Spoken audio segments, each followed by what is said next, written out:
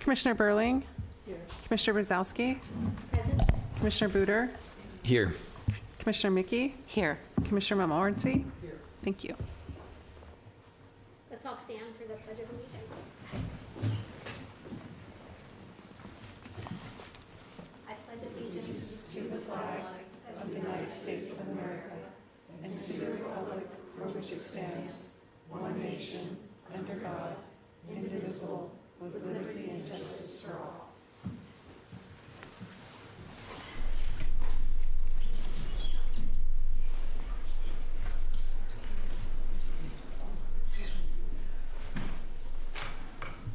We'll now have announcements. Thank you, Madam Chair. First off, I wanted to congratulate Commissioner Buder, who's been promoted and elected to be a city council member effective December 9th. So he'll be sworn in and seated at this table next month, and he knows where his roots are from. He knows what we need in forestry and parks and beach. So we have one council member in our court. This will be his last Forest and Beach Commission meeting. So I guess he's not eligible next month. He'll be up there. And then I think they have to wait 45 days before they recruit for a replacement. So it's probably going to be February, March, where we have a new commissioner. Okay, but congratulations. Thank you so much for serving on the commission for a short time, but your comments were really appreciated and you did a great job. Other good, happy news. Val, you want to?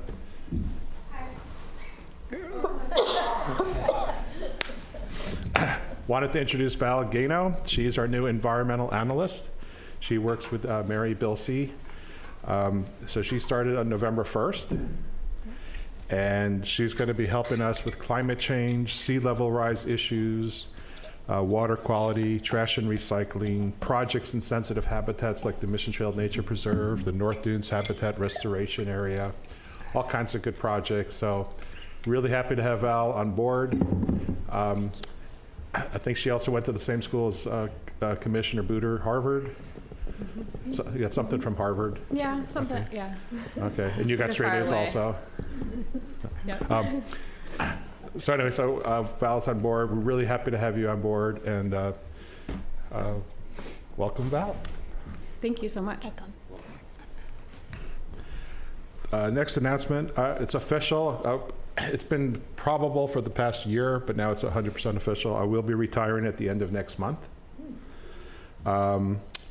Mary Bilsey, our environmental programs manager, will be acting public works director as the recruitment gets underway, which should be any day now. They'll start posting, even though I told them they should start 11 months ago. But anyway, they don't listen to me.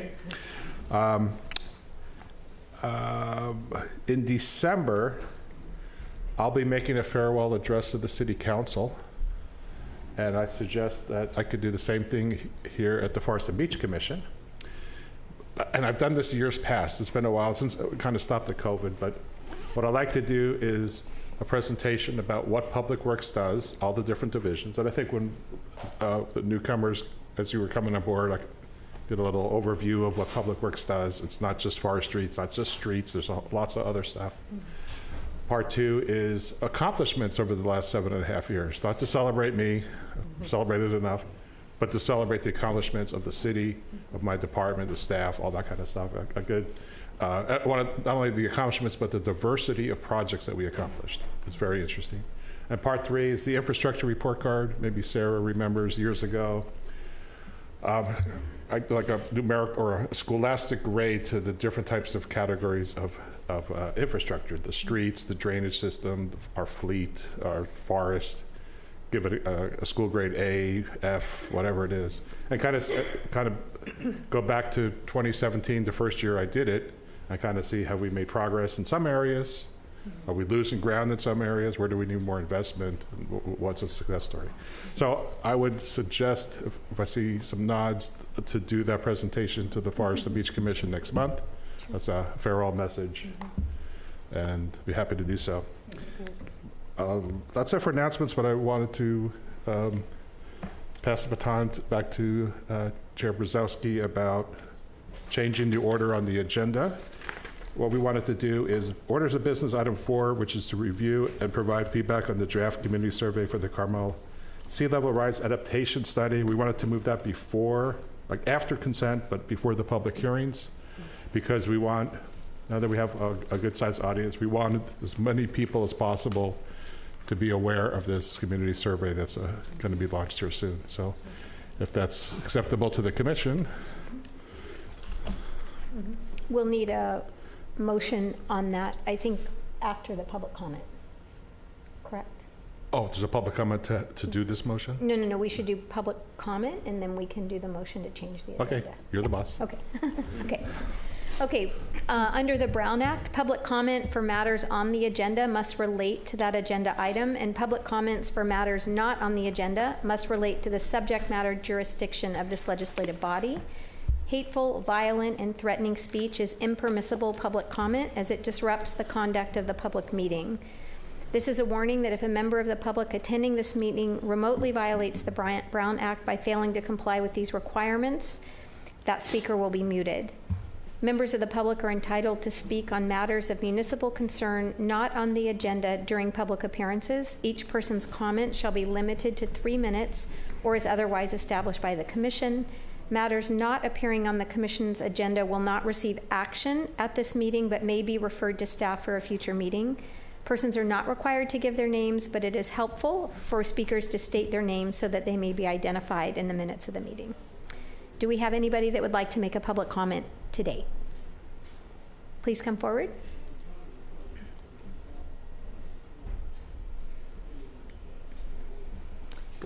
Commission staff, Melanie Billig.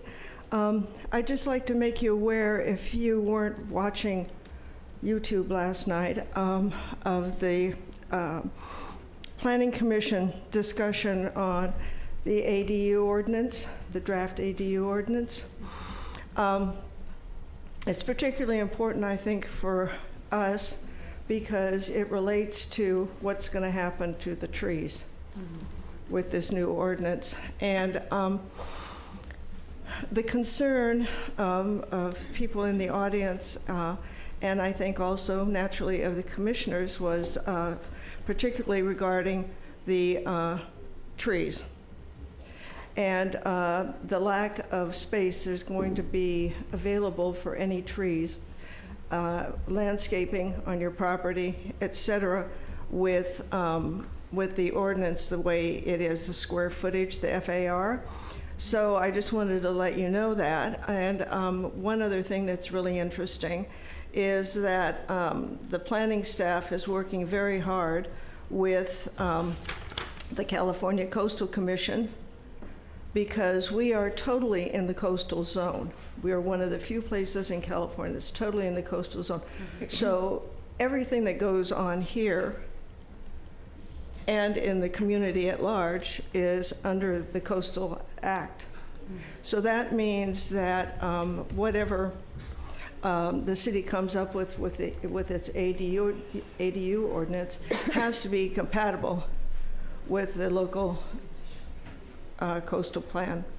So I just wanted to bring that up to you so that you know, in the volumes of reading that you have to do, I would be very, very, well, let's just put it this way. I think you should all take a look when you have time at the local coastal plan, because it's going to impact what we all do here. And so far the city's done a good job of trying to meld what our local coastal plan says, which governs us, and what the housing department in Sacramento wants. So I just bring that to your attention because I'm sure most of you weren't watching last night. But if you get a chance, it would be, I think, helpful to look at the YouTube from last night, just to get a sense, a flavor of what's going on. It's very complicated. And, we convinced the Planning Commission that they needed to do a workshop like you all have done. And so they're going to do that. So you'll be able to also attend that, you know, if you have time. So thank you very much. Thank you. Is there anybody else that would like to offer a public comment in chambers? Cindy? Good afternoon, Chair Kelly, members of the commission, and city staff. My name is Cindy Lloyd, and I have now, since the announcements, a couple of things to add to what I had come here to say. Congratulations, Bob, on your oncoming retirement. It's just a wonderful place to be. Take it from one who's been retired from nursing for 11 years. I love every minute of it. I can spend it in the garden. And I can come to meetings. And congratulations to you, Hans, on your election to the City Council, and thanks for serving on the Forest and Beach Commission, and it was a pleasure to support you. Finally, but not before why I came here, I would like to tell everybody that Jerry Montmorency's name is pronounced Montmorency. And I know that because his sister was in Carmel High School with me. And so I knew how to pronounce Montmorency. And every time I hear people kind of fracture it, I kind of, maybe they need a lesson on how to pronounce names. So Jerry, you've been very kind and very patient. But the reason I'm here is to advocate for the garden at the First Murphy Park, not the garden surrounding the First Murphy, but the park. In it is a cypress tree, and this is for you, Justin. There's a cypress tree that I'm sure was planted by itself at the western end of that middle section of the garden, and I respectfully request that it be removed, because with a cypress tree growing in what's supposed to be a garden, nothing will grow. Cypresses are absolutely excellent at poisoning the soil beneath them to disallow anything to grow except another cypress.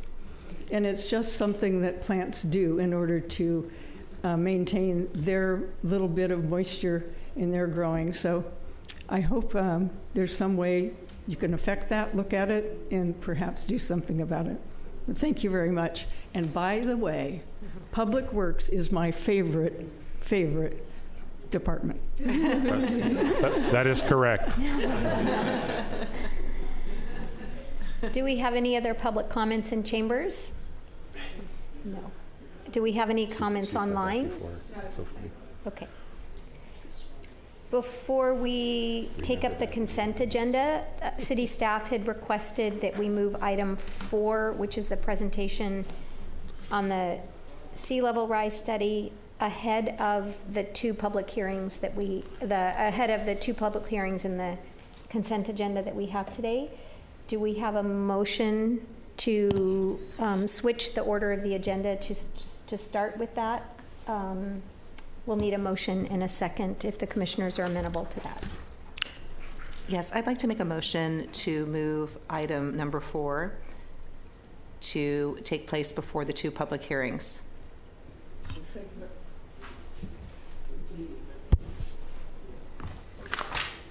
Commissioner Burling? Yes. Commissioner Brzezowski? Yes. Commissioner Buder? Yes. Commissioner Mickey? Yes. Commissioner Montmorency. Montmorency. Thank you. The motion is passed. Since I do want to say that your sister was a year behind me at Carmel High. and since the motion was to move it ahead of the public hearings, let's quickly just get through the consent agenda. Right, that's right. The consent agenda was just the approval of our October 10th meeting minutes.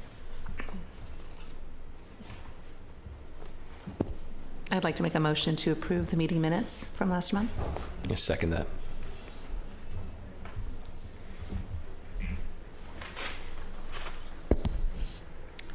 Commissioner Burling? Here. Commissioner Brzezowski? Yes. Commissioner Buder? Yes. Commissioner Mickey? Yes. Commissioner Montmorency? There you go. Thank you. The motion is passed. And with that, we'll start. The next item on our agenda will be the review and provide feedback on the draft community survey for the Carmel Sea Level Rise Adaptation Study. I'll turn it over to you, Mary. Thank you. All right. Good afternoon, Chair and Commissioners. So last year, the consulting team had presented their findings of the coastal engineering study, which was phase 1, to this commission, to the climate committee, as well as the city council. And a summary of that phase 1 reports and findings is included as attachment 1 to your staff report. So this second phase, phase 2, is currently underway, and it includes several key components. One of them being the public outreach through the community engagement plan, as well as the community survey, the adaptation pathway development, hazard policy review, and the local coastal program amendments. So the city's community engagement plan aims to foster an open and transparent process, building trust among the residents, business owners, visitors, tribal entities, and other stakeholders. To facilitate this, we are committed to providing accessible information materials in both English and Spanish. These will include postcards, flyers, presentations, and will be distributed to the public at public meetings and special events, workshops, and high-traffic locations around the city. These areas could include the Farmers Market, the Carmel Post Office, City Hall, Public Works, Harrison Memorial Library, the Park Branch Library, Scenic Pathway, Devendorf Park, and potentially the Mission Trail Nature Reserve. So our engagement efforts will also focus on low-income communities and those disproportionately affected by environmental health issues. We will also engage disadvantaged communities, particularly from the Bay Area, Salinas Valley, and to expand the reach and impact of our initiatives. The strategies align with the Coastal Commission's environmental justice policy that ensures that our outreach is both inclusive and effective. The draft community survey for sea level rise adaptation has been developed by Integral Group and EMC Planning Group in collaboration with the city staff as part of the public outreach efforts for the engineering project. The goal of the survey is to better understand the visitation patterns and the values residents and visitors place on recreational activities along the coast. The survey will also gather perspectives on adaptation strategies and the importance of maintaining coastline access for Carmel residents and its neighboring communities, including Carmel Valley, Big Sur, Monterey, Pacific Grove, Salinas, and many other communities. The survey consists of 3 different sections. The first one being existing conditions, second one, adaptation strategies, and then the third is the demographics. It'll take approximately 8 minutes to complete the survey, and it's primarily, like I said, for the coastal or the Carmel residents, but it's open to all, as Carmel Beach is a public asset owned by all of Californians. The survey covers areas including the beach from Pescadero to Martin Way, access points, scenic road, scenic pathway, North Dunes Habitat area, and the Del Mar parking lot. So at today's Forest and Beach Commission meeting, we have Dave Anning, he's online, and he is an environmental scientist and economist with Integral Group, as well as Esme Wall, who's with us today. And she's an associate planner with EMC Planning Group. And they're going to present the draft community survey to the commission and the public. It'll be an opportunity to gather input and to answer any questions. The commission will have different decision options, and the first one being you can approve the survey as it was presented.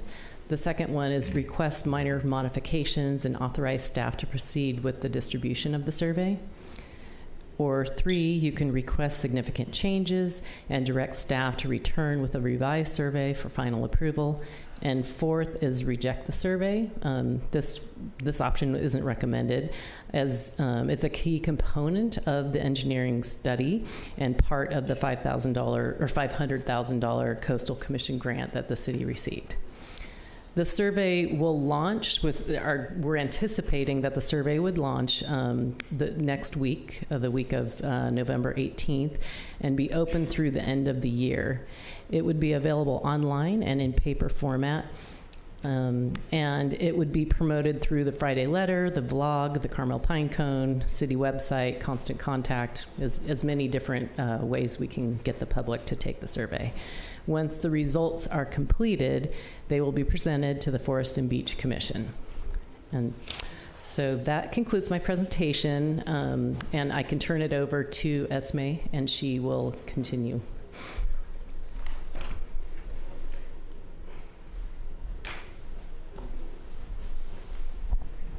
Good afternoon, Chair and Commissioners. My name is Esme Wall. I'm an Associate Planner with EMC Planning Group in Monterey, and I'm here with Dave Anning online.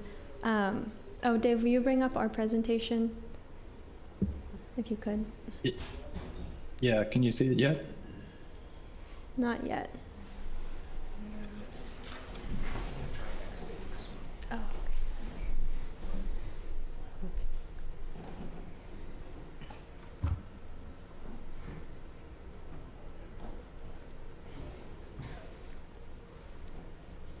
Not showing at your end? Perhaps our IT staff will be able to pull it up. Okay. Yeah, we can see it now. Yeah. And you have the right view? It's not fully sharing. Oh. It's not full screen. I'm not sure if you guys have presentation mode.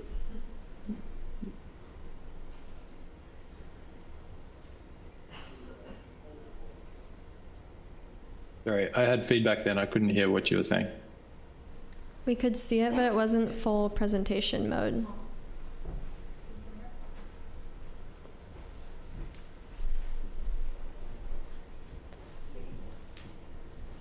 Does that work? Okay, I think this works.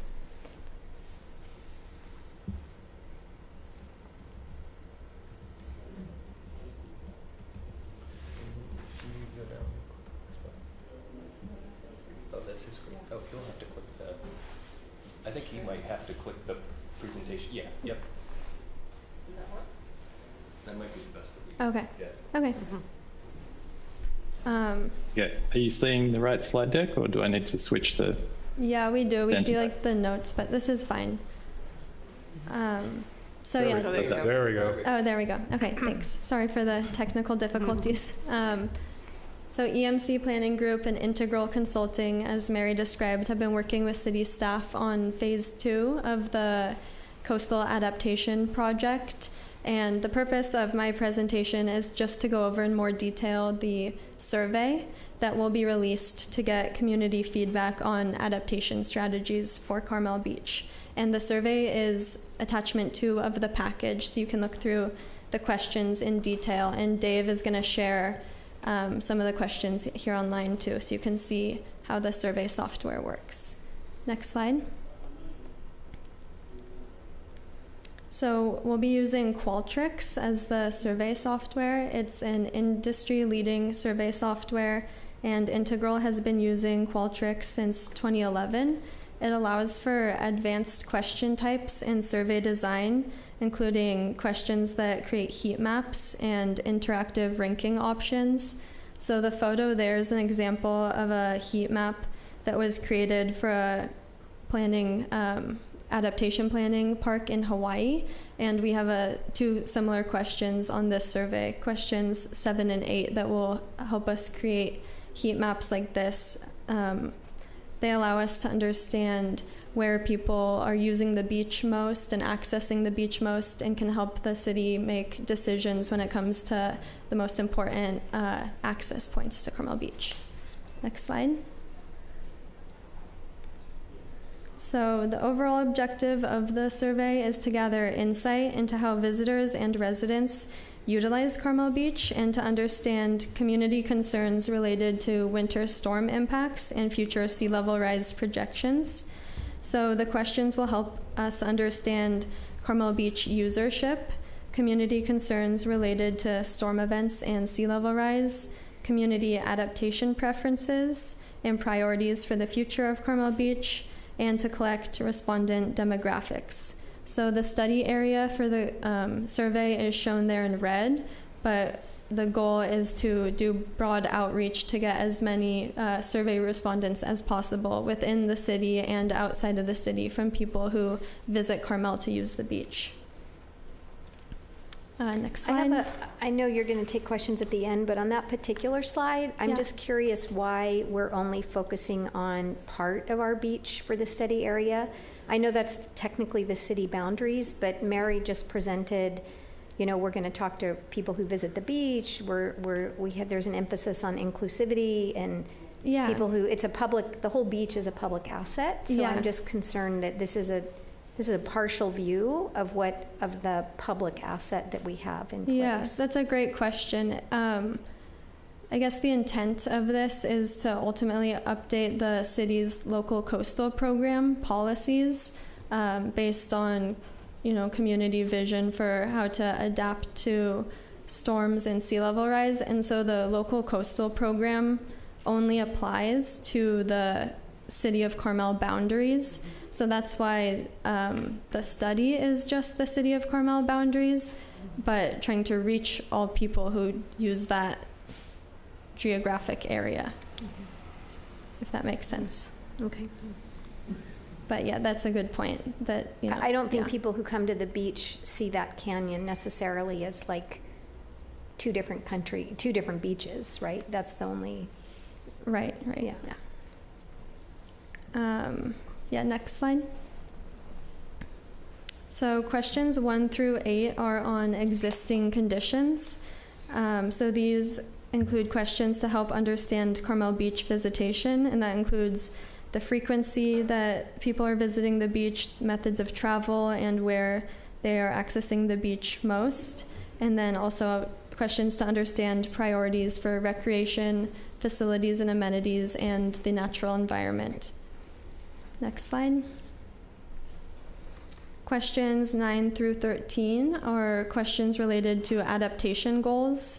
So there's a question related to community concerns related to storm impacts, and concerns could include loss of sandy beach as the beach narrows, damage to coastal access locations such as the stairs and sand ramps, erosion of the cliff and dunes, debris washing up on the beach, and safety concerns. And then we have a question on management strategies to reduce storm impacts. And so some of the management strategies available that we would like to gather feedback on are use of riprap revetments, which is the large stacked boulders, vertical seawalls, beach grading and sand management, sand placement at beach access ramps, and use of drift logs and natural material to stabilize and build up the dune elevations. And then there's a question about community priorities, which could include protecting the beach width and recreation space, protecting the natural environment and aesthetic qualities of Carmel Beach, protecting public infrastructure such as the staircases, road, and underground pipes along parts of scenic, and protecting private infrastructure. And understanding the community priorities will help narrow down what adaptation approaches are best. Next slide. And then we have some demographic questions. And the reason to include questions on demographics is that one requirement of the California Coastal Commission grant is that community outreach takes into account all people who use Carmel Beach, not just the residents of the city. And so the demographic questions will help us ensure that the survey did reach all people, or not all people, but people also outside of the city. And as part of this project, we did receive cell phone data to understand Carmel Beach visitation. So the map there is the heat map and shows where people are visiting Carmel Beach from. So you can see the blue dots throughout the US. That's all areas where people are visiting Carmel Beach from. So it's very widespread visitation. And the majority of visits are actually by people who are visiting once per year, but every year. San Jose and the Bay Area are large contributors, and Carmel has around 1.04 to 1.14 million visits to Carmel Beach per year. And as a comparison, Yosemite National Park has 3.7 million visits. So Carmel Beach is a huge public asset. Yeah. So Dave, do you want to show some of the survey functions before we go into questions? Yeah, so I'll just close out of this. So hopefully you're still able to see my screen. Yes. Okay. So some of the types of questions that we're able to use within Qualtrics are ranking questions that allow us to look at the priorities that are held by the community. We also have questions kind of within the demographics and within the visitation questions that allow us to tease that out into different user groups. And so we can look at different preferences for residents, full-time residents, part-time residents, frequent visitors, infrequent visitors, and kind of once-off tourists, if those people are interested enough to do the survey, of course. With these types of ranking questions, how they work is kind of as it looks on the screen, you can drag options into each of these boxes. Now, the way that this survey program and most survey programs work actually is that even though the directions say that you can only put one in each, you could place them in there, but then when you try and move to the next question, it will tell you what you've got wrong, and you'll have to think about it and kind of change your priorities a little in those types of ranking questions. Esme also mentioned heat map questions.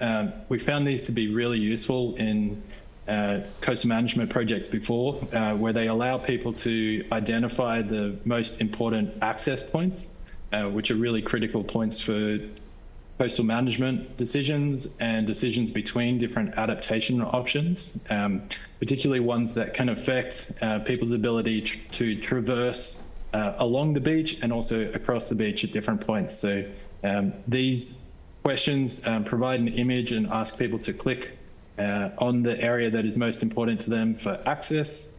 And then we also have a follow-up question that asks them whereabouts they spend most of their time. Now, this image doesn't cut off quite as close, but it does kind of exclude a little bit of the northern part of the beach. I do want to point out that the coastal engineering study and also the selection of adaptation options that we're going through at the moment and screening at the moment, and which will be informed by this survey, does cover the broader region. So it's important to make sure that the beach and the kind of sediment compartment is managed as a whole. You can't put something in, you can't stick a groin at the city boundary and then just tell Pebble Beach that that's their problem and they need to deal with it. So there is a need to make sure that we have kind of a holistic consideration of the entire coastal area. So I wasn't going to go through the questions, line by line. As Esme mentioned, it is part of the packet for the meeting, but happy to take any questions that people may have. Thanks, Dave.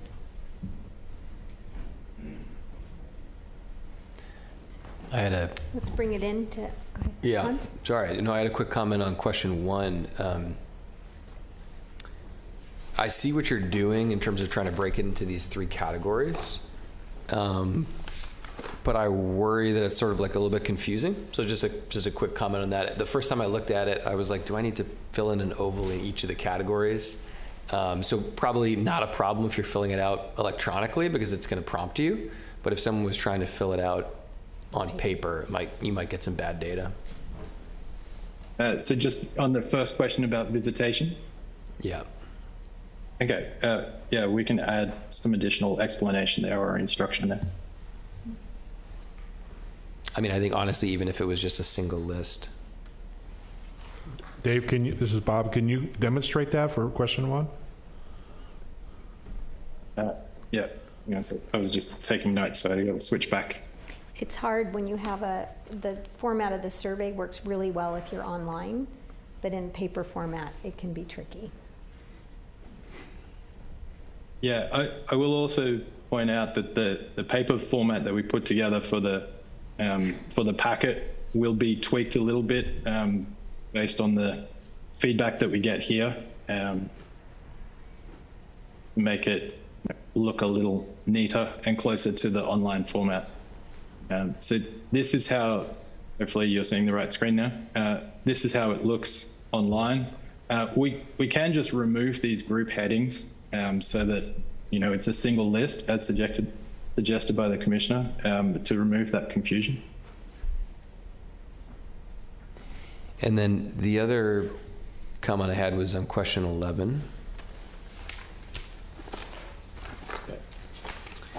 So it's you know, you set it up as a ranking 1 through 8, which is helpful. I wonder if it wouldn't be more helpful if, you know, for example, you might have a ranked order list here, but I might care a lot more about number 1 than number 2 through 8, right? And so if there was some way to sort of assign, to have a question that teases that out, like the relative strength of my caring about an item as opposed to just a rank ordered prioritization, that might provide more helpful data. You know, I know they have certain types of questions where you have, you know, kind of like a certain number of points that you can assign across the different categories. You know, something like that might give us a more nuanced understanding of how people prioritize these things.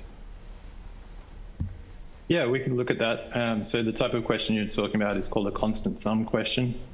We can have people put strength of preferences or, you know, place them on a continuum of sort of their strength of preference. There's a few different options we could look at there in terms of that ranking question. I have a question on question 10. And my knowledge is limited enough to that I'd have trouble answering this. Oh, thank you. In terms of looking at the different adaptation options? Or Right. So or in terms of the storm related. So then you say riprap, revertments, but how much? I guess I don't really think that I have much understanding of how much these different things really help. Okay, that's fine. You're not required to answer every question. There's no validation for this question. So, you know, we can put in the instructions to make it clearer that if you don't feel like you have that understanding, that you don't need to answer it. We can also add in a you know, don't know or choose not to respond, or both of those options into the way that people answer these questions or have options to answer these questions. Well, I think the first way you mentioned it, saying if you feel you don't have enough information, would be a good way of phrasing it. We included that language in the tree survey we had done, where we were asking questions that might require knowledge. I would say building in this same area, I just have an overall concern about asking feedback on adaptation strategies when people don't have the education and knowledge to really be making those recommendations. We saw one piece when we did the community survey for the Forest Master Plan. We had some really good community input on various aspects, but we weren't putting our residents and citizens in the position of trying to make the scientific choices related to our forest. And I think the strategies we adapt will need to be guided by education and science, right? And so it would be unfortunate if we had people just picking something that they thought they liked, but it actually wasn't in the best interest of our seashore, right? And then you have to go back and unwind a community preference for, the residents of Carmel want to see revetments, but if the actual reports come back and structural engineering reports come back and say we need to do something different or that's harmful. So I'm personally, my own opinion is that I'm not sure that all of these questions as written are actually actionable, or whether they're actually the right questions to be asking. And I think maybe our residents know more, but certainly just a visitor to a public beach, I wouldn't expect them to understand how climate change is affecting our seashore, what are the best adaptation strategies, right, to be providing that feedback. So I would say the sequence of questions in this particular topic area are concerning to me. I would say the other question I have is, it sounds like you know how many people visit our beach, that we have over 1 million people visiting every year. I'm just curious what the peak visitation times are, because if we're going to do this survey, I would rather see it be done when we think we're getting like the best sampling of our beach. And I'm not sure that's between Thanksgiving and Christmas, for example, right? So I worry a little bit about the timing of this survey and whether or not that I would hate for a timeline to rush into something when we might get a better sampling when we know it's a peak time or near a peak time in terms of people visiting our beach, because I think it would be a different representation. So I don't know if you have data that we have 1 million visitors, do you know about how many per month, like, and how December fares relative to other months of the year? Yeah, Dave does have a graph that shows peak visitation. So Dave, is there a peak around Thanksgiving? Because that's a time that we could do outreach at the beach, but it's a good point to... Yeah, I don't have that graph to hand right now. We do see peaks around all of the major holidays. There is a lot of visitation around July 4th, around Labor Day. There slightly lower peaks around Thanksgiving and Christmas. I guess also to return to the first point, we do have a presentation of kind of adaptation strategy that is with a deliverable that's due in kind of the middle of next month. So I take the comment that it would be better to ask that question when people are a little bit more informed, and we could separate parts of the survey out into kind of usage, and that could be a component that is doesn't require the same sort of level of technical understanding or expertise, because it's really asking people about their own use and visitation, and then have the adaptation focused questions come a little bit later in the process. I think we'd actually get different answers too at different times. Yeah. Right now, I mean, actually the beach this morning, half of it was wet, so had a big puddle. I mean, the tide has come up now and will be coming up more and more for the next few months. And so what a person does with the beach, maybe you walk more on the upper part, but it's so different than how we would deal with it in the spring and summer and early fall.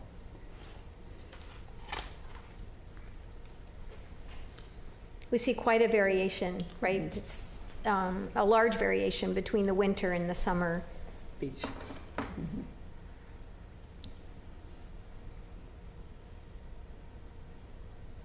Other comment? Are there any other comments that people would like to make before we open it to public comment? Yeah, I was wondering if you could again just sort of go through your timeline for this.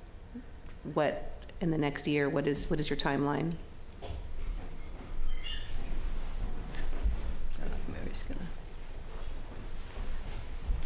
We have provided a schedule to the Coastal Commission, and part of that schedule is doing a survey kind of at the beginning of the Phase 2 process and getting the public's input and interest in the process. And so that was the original intent of starting the survey kind of near the beginning of this. And then I think Dave mentioned that we're doing adaptation strategies, and they have a deliverable that we're gonna talk about it, I think, in our next meeting with our consultant staff, and then have a draft deliverable available probably next month. And that's something that we go back and forth with the Coastal Commission on as well. So, and then we start getting into the process of amending our local coastal program. So once we get somewhat of an agreement on the adaptation strategies, then we move that into our amendments to the hazards section of the LCP. But shouldn't the adaptation strategies be guided by people who have deep experience in what's appropriate and inappropriate for our seashore, right? Like I think that's and that's Integral is our key, and EMC are our consulting team that are helping develop those strategies, and then we bring it to the commissions and council for their input and guidance as well. If I could add to that, as we saw in the phase one, the different technical studies, there's a lot of science, there's a lot of detailed analysis that go behind to develop the adaptation strategies. This is the survey, I guess, is a supplemental tool to possibly tailor down. There's many different types of strategies, but if the community at large and the people who use the beach favor one or two or three, we can start tailoring it down to those that do fit the science rather than evaluating an infinite number of possibilities. So this is a tool to kind of steer us in the right direction. The survey will not dictate what strategy there is, but it's just a tool to kind of help guide that decision. I think it runs the risk, though, of being like garbage in, garbage out, right? Like if you think about what questions would we ask, like why wouldn't we be asking people, do they think we have sufficient public access? What if we, for example, I know we have some access points right now that require structural engineering and significant investment before we can reinstall those access points, right? So what if we ask people, we have, I don't know if it's 11 or 9 that we have right now, but if our beach went from 11 public access points down to 7, on a scale of 1 to 5, how problematic that would be, right? I'm thinking, what I'm trying to think about is we already have beach access that's been impacted by the storms of the past few years. And right now we're making investments on, we're doing the engineering studies about reopening access points that are presently closed, right? What if we use some of our question time to get feedback on things that might have more economic impacts for our city? Like maybe we don't need to open every single one of those back up. Maybe we do one, but not both. They're just more questions that might be more sentiment related that would be actionable, right? As opposed to people just kind of picking things where, do we want revetments? Do we want driftwood? Do we want, I just think those are things that are really hard for just your average person to input on. Right? Yeah, we do have questions in the survey that relate to access and the important access, and I think that's why they were saying, where do you access the beach? So that was kind of the intention of trying to feel how important, but we will also have to balance that with the Coastal Commission staff and their need for wanting as much access as possible to the beach too. So, but in our town, I don't know. I think we've thought about this a little bit before. Like, I'm not, in no way am I implying we want to restrict any public access to the beach. To be clear, but we have a lot of access points in that 1 mile strip of beach. Like, if you look on average across the coast of California in city jurisdictions, like I actually think we might be we might have a high index of public access relative to other jurisdictions that are seashore jurisdictions. So it's more just, it's not to restrict access, it's just to help us better understand, because I could also see the Coastal Commission coming back and saying, you guys over-index on access points. We'll let you do one of these stairs, but not both. Like we just don't know until we get there, right? I think I share your concern about the kind of garbage in, garbage out. And then what you're going to wind up with is this data that's going to come back at some point to the commission or to the council, and it's going to be, the people said this. Yeah. Well, the people really had no idea what they were saying at the time, and that's not anything against them. And I look at this, offshore reefs. I mean, I'm sorry, but like I just don't really know what that means. Yeah. So it says it has a high upfront cost. Well, are there any other negatives? I mean, I just don't know. So I think I agree with you. I think on question 7 too, on the picture of the beach, I really would like to see the whole beach. I know the study areas are like city line jurisdiction, but to me, I think when people come to the beach, they come to the whole beach. And there's a lot of people that are up there on the north of Pescadero Canyon. And I think if you were asking people to just touch, where they go to generate the heat map, it wouldn't be accurate if you didn't show the whole beach, because I think people would select that area also. Yeah. And even though it's not going to be in your recommendations, I think it would be important to include in the picture. Yeah, we can definitely change that map to the whole beach. And I'm definitely hearing the commission on question 10 that these will be uneducated choices that won't give us very good feedback. So I'm thinking we could remove question 10, and questions 11 and 12 kind of are more still help us with understanding community preferences for adaptation, but aren't worded in a technical way. So someone can understand, like question 12, oh yeah, I care about protecting beach widths and recreation space. And then the technical team can take that sentiment and understand what adaptation strategies could help protect beach width. So maybe the answer here is removing question 10. And 10 is also one, that probably a lot of us don't know a real answer to. Yeah. So removing question 10. Yeah.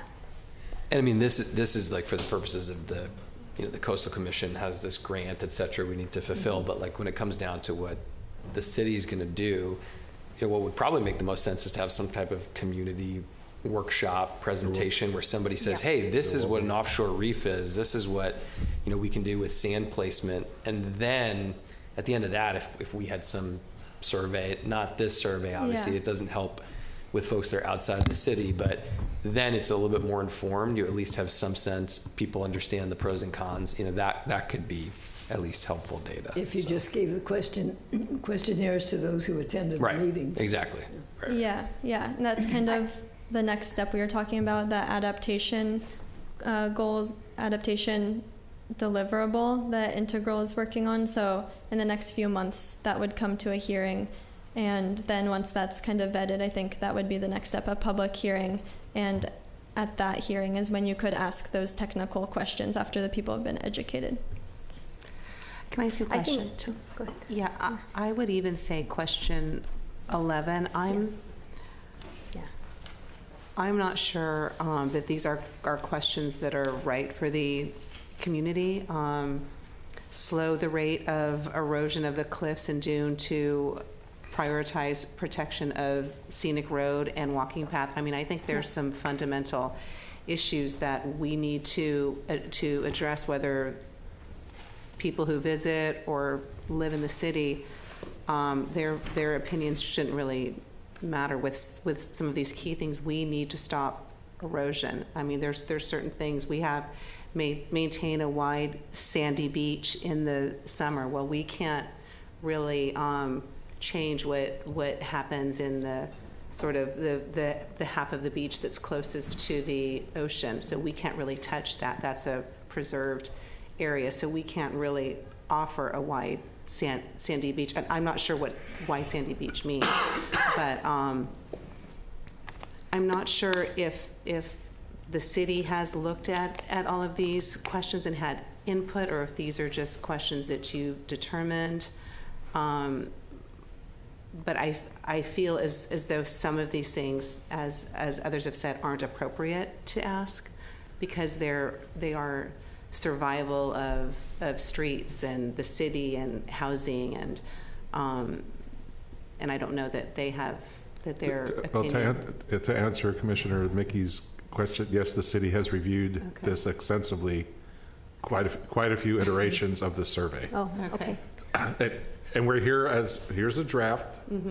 We're looking for feedback. We're getting great feedback. And it appears to me anyway that it's not quite ready to launch. And that's okay. That's fine. Better to get it right than, to not have it done right. But we certainly want to hear what the public has to say too. Yeah. We'll gather all the feedback. We're going to huddle back with our consultants and bring this back at next month or 2 months or whenever it's ready. Okay. And I also think it would be good to add questions that are specific to some of the storm impacts that we've recently seen, because in the past few winters, there's been quite a lot of impact at the beach, and I think it would be useful, just like we captured just sentiment in the forest plan about our present canopy. Do you like the level of, do you want more canopy, less canopy? Do you like the canopy? I just think that it would be interesting to hear what people have to say about the impacts we've experienced recently at our beach.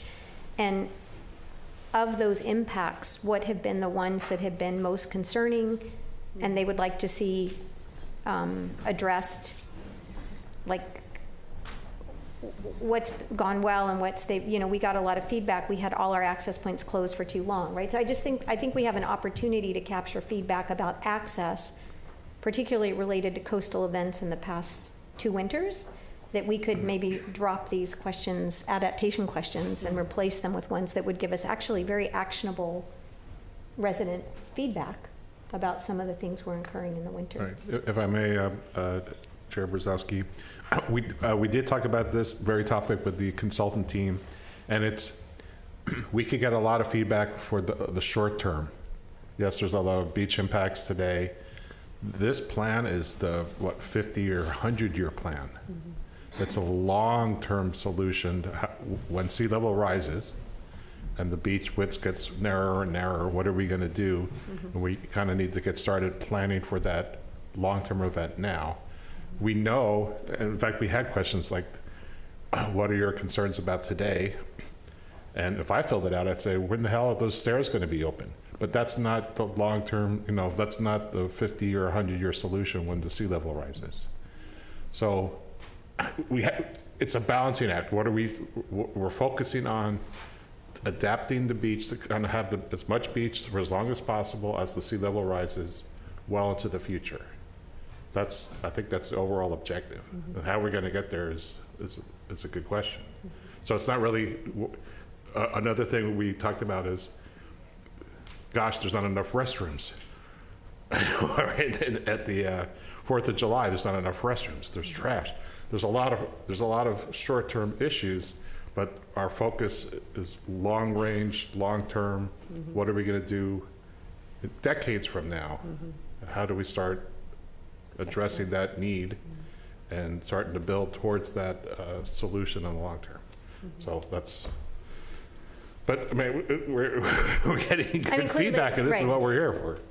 So I think maybe we can open it to public comment, but let's just say that it seems like the consensus is we're not ready to approve this as is today, and that we will provide, if anybody has written feedback on the survey that they'd like to share back with the city, then commissioners, please feel free to take your packet and send your direct comments in. And I think similarly for the public as well, this packet is we can just send them in to you, Bob, or who do you want them directed to? To Mary. Sorry, Mary. Direct comments to Mary. Maybe we can see another revision at some point in the future.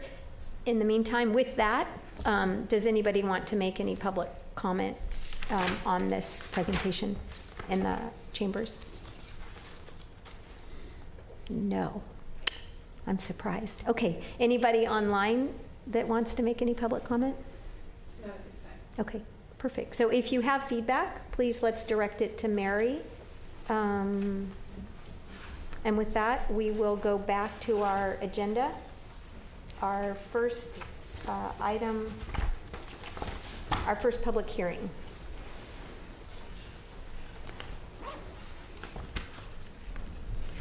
All right, my turn. Did we need a motion on that? No. Okay, perfect. Yeah, was it an act, it's review and provide feedback, and Okay. that's what would happen. All right, good. I lost my agenda.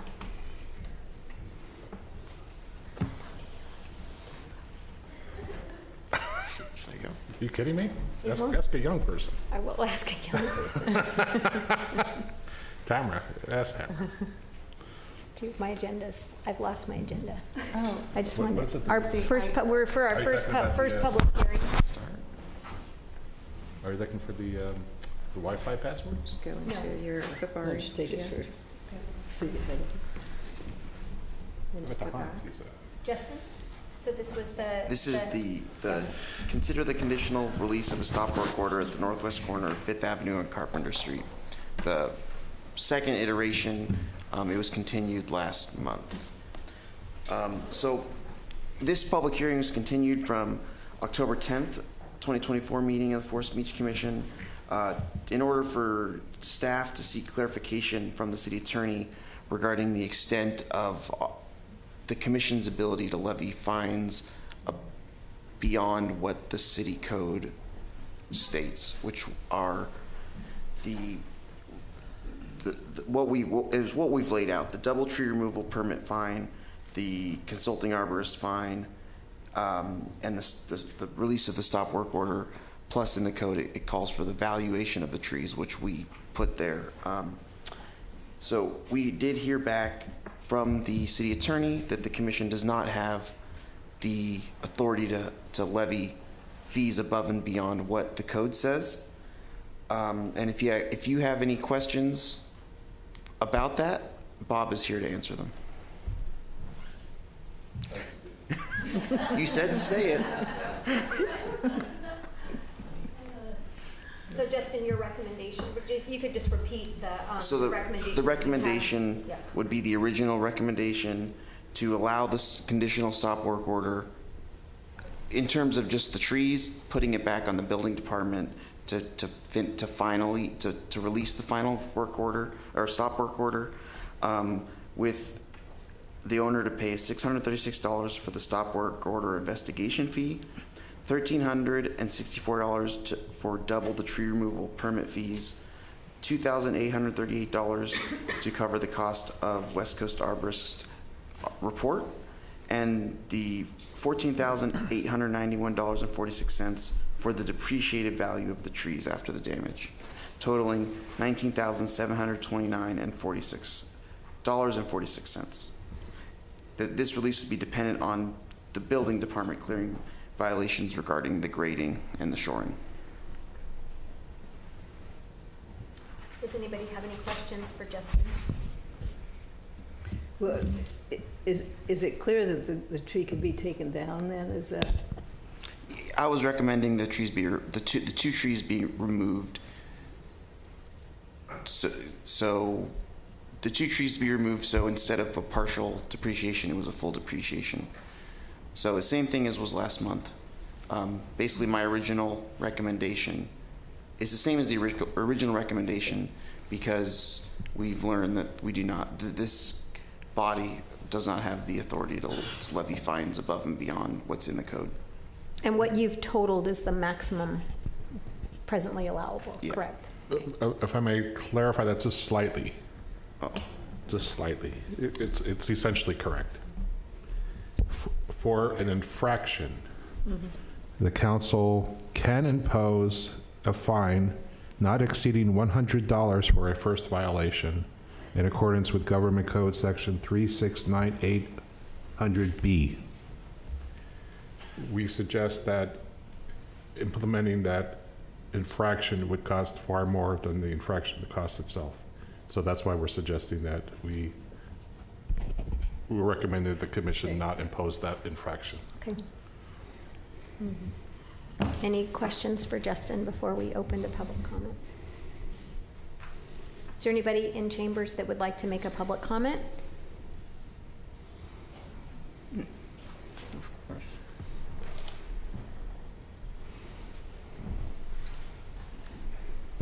Considering what an egregious situation we've faced with this particular piece of property, go for the maximum that you can possibly do.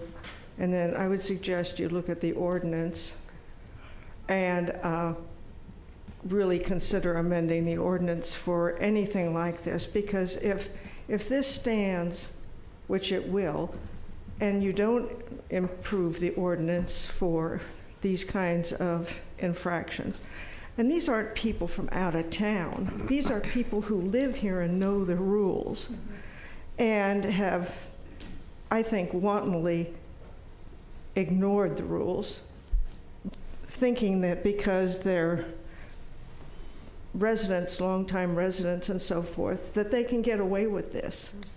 And so I don't think we want to see this kind of behavior. So I would just encourage you to look at the ordinance, consider what you think is appropriate, and then go with that, but certainly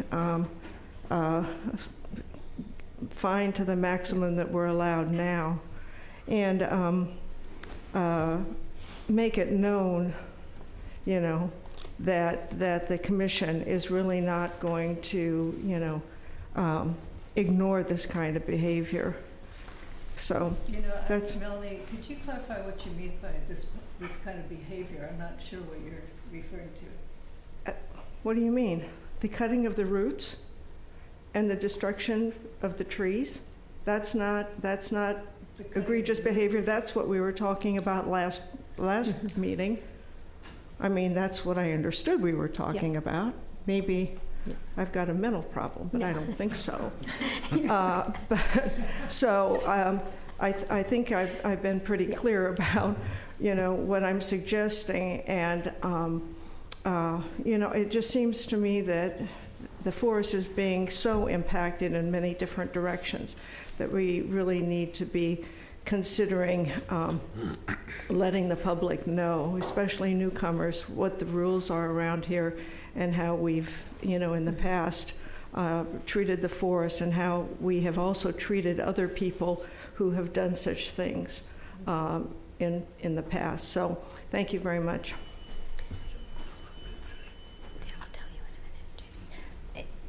Is there anybody else that would like to make a public comment on this matter before the commission takes a decision? Okay. If you could just remind us your name. I guess I would. My name is Allie McDaniel. I live next door to the lot that we are talking about, about which we are talking. Let me get this straight now. Are we talking about my giant oak tree that's on the south, adjacent to Carpenter and the lot? It has like 3 huge trunks, and it projects out into the lot, but it's on my property. I'm going to let Justin. This is what we're talking about, Justin. One of them. That's one of the trees. I see. And we are deeming this tree as dead and to be taken down? It's the one that's cracked in half, which I think is mostly on this property. Not the big one. Not the big ones. No. Oh, it's the small one. God. Because I was ready to have a nervous breakdown. No, not the big one. Okay. I'm glad to hear that. Justin, Because can you just, for the benefit of the neighbor, could you describe the 2 trees that you've said will come down completely? Yeah, there's one tree that is to the east of that cluster that is on this property, I believe. it's the redwood. No, that's west. Oh, to the east. Well, that's got to be on city property. It's close to that cluster. Is it inside or outside of the fence? Inside, I believe. Inside. That tree was cracked in half, and the redwood, yes. And the redwood was cracked in half? No, the redwood was graded very close to the trunk. Well, yeah, but it doesn't look dead to me. It's not dead. It's for structural, just for stability. I see. So are you saying that has to come down? I recommended it, yes. I see. but you've given me a very hard time about the one I have on my property that's adjacent to the neighbor's property it never should have been put there. It was required by the city. It's a gigantic redwood. It's impinging on my retainer wall, my neighbor's property, which is only about 3 feet away. And it's we think a healthy tree, but it was put in the wrong place. It never should have been put there. There were 4 planted when the house was built back 28 years ago. I've been in the house for 20 years, okay? I've already had 2 of them taken down.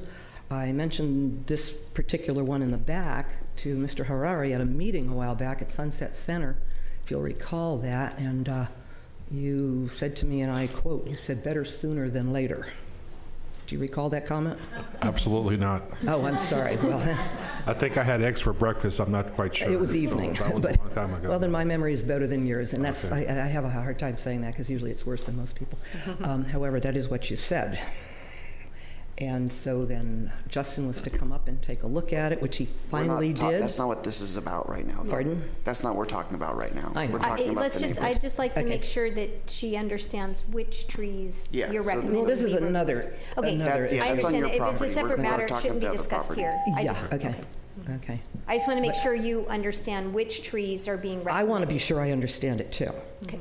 I want to be very sure because I have been thinking that it's my giant oaks in that corner where I think it had 3 or 4. It's not Trunks. not It's the not big those. one. It's a small Okay. one in that corner. Okay. It's not quite part of that cluster and the redwood. That's fine.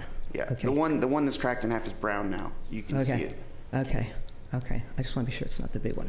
And the redwood is. It was graded pretty close, so I Mm-hmm. recommend it for removal. Okay. Okay. That's all I want to know. As long as it's not that big oak, No. because that's an irreplaceable tree. It is. Yeah, Yes. very. Not that tree. Good. Okay. Thank you. Thank you. Is there anybody else that would like to make a public comment? Okay, let's bring it back into the commission. Online? Commission. Is there anybody online? I'm sorry. Not at this time, no. Okay, so let's bring Just it, raise your hand. oh, He lowered his hand. Oh, let's bring it back to the There commission. was- I'll show Linda. Did Linda Smith? he went away? There's a Linda raising. Linda has a raised Linda. hand. Linda, go ahead.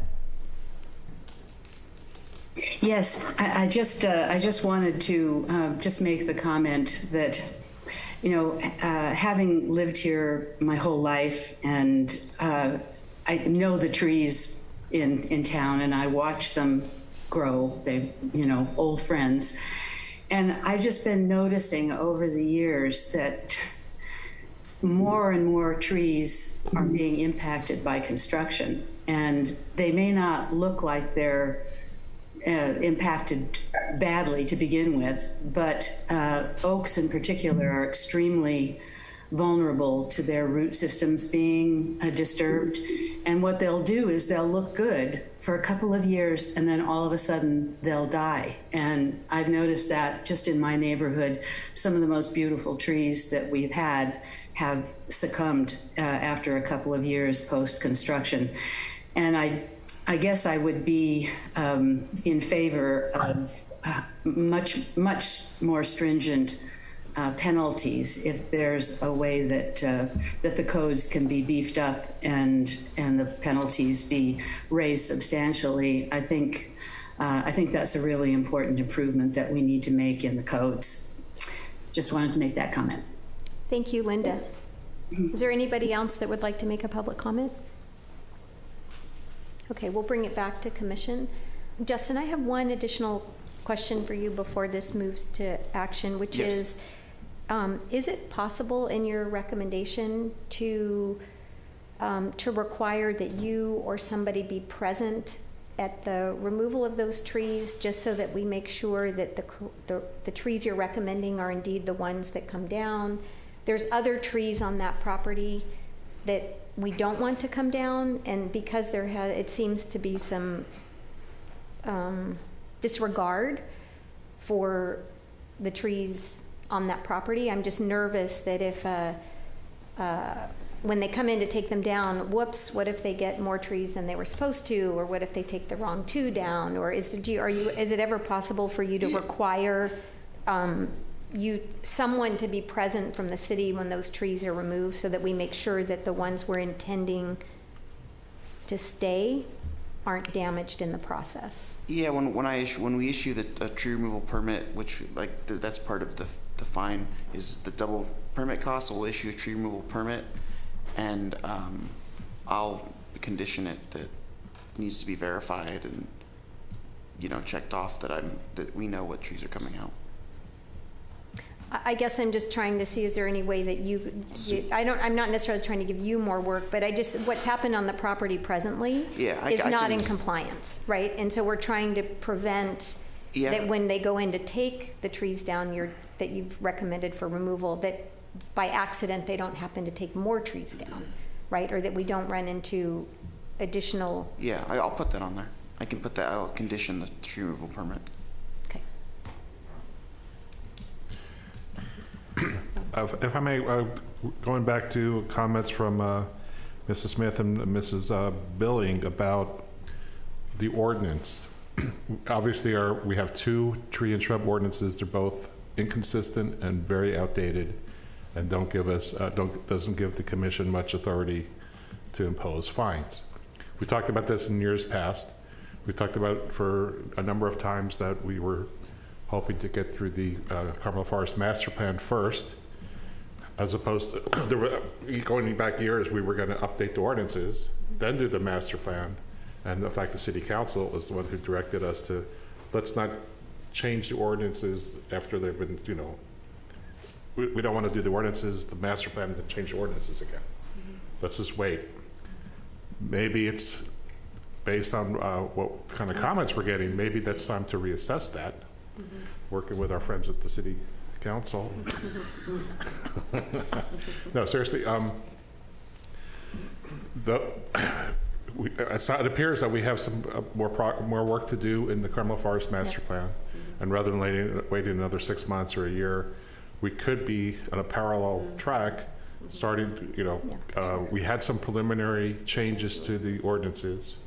Maybe it's time we could start, and I don't want to put more burden on Mary and her team because we're really short-staffed, but at least put it on the radar to start looking at those ordinances before the end of the master plan, so to get the authority to the commission as soon as possible. I think doing whatever we need to do to update the ordinances so that at the next budget cycle, that the fines in this area are significantly more would be totally appropriate. An ordinance requires two public hearings, so that's a steep challenge, but it's possible. Yeah. A good call. It's interesting. Uh-oh. And so just to clarify, the only reason that the commission can't do it now is because it's not in the ordinance. So correct. There's nothing.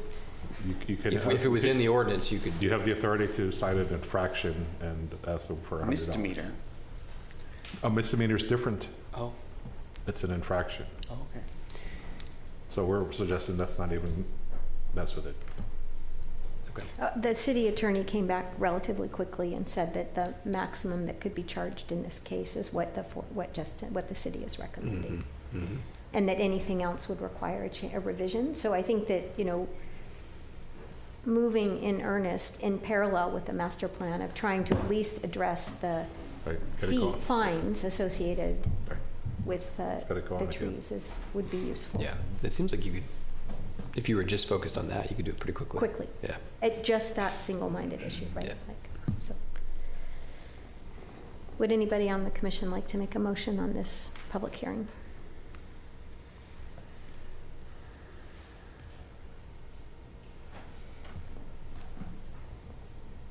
Yeah.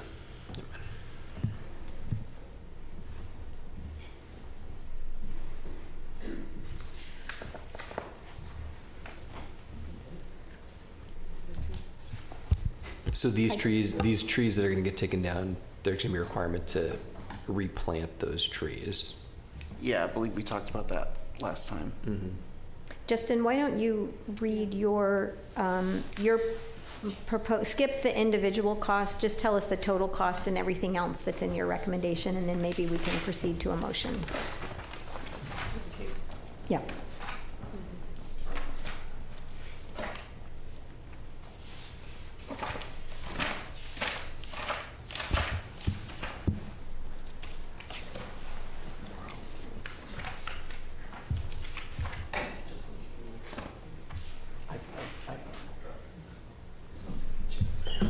So the fine was, the total fine was $19,729.46.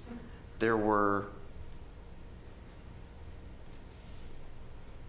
it was going to be two additional trees removed. Let me just look at the plans. This was quite the conversation last time. So 2 trees removed. There are 1, 2, 3 existing trees on site. It's 4,000 square foot. And because of construction, there were,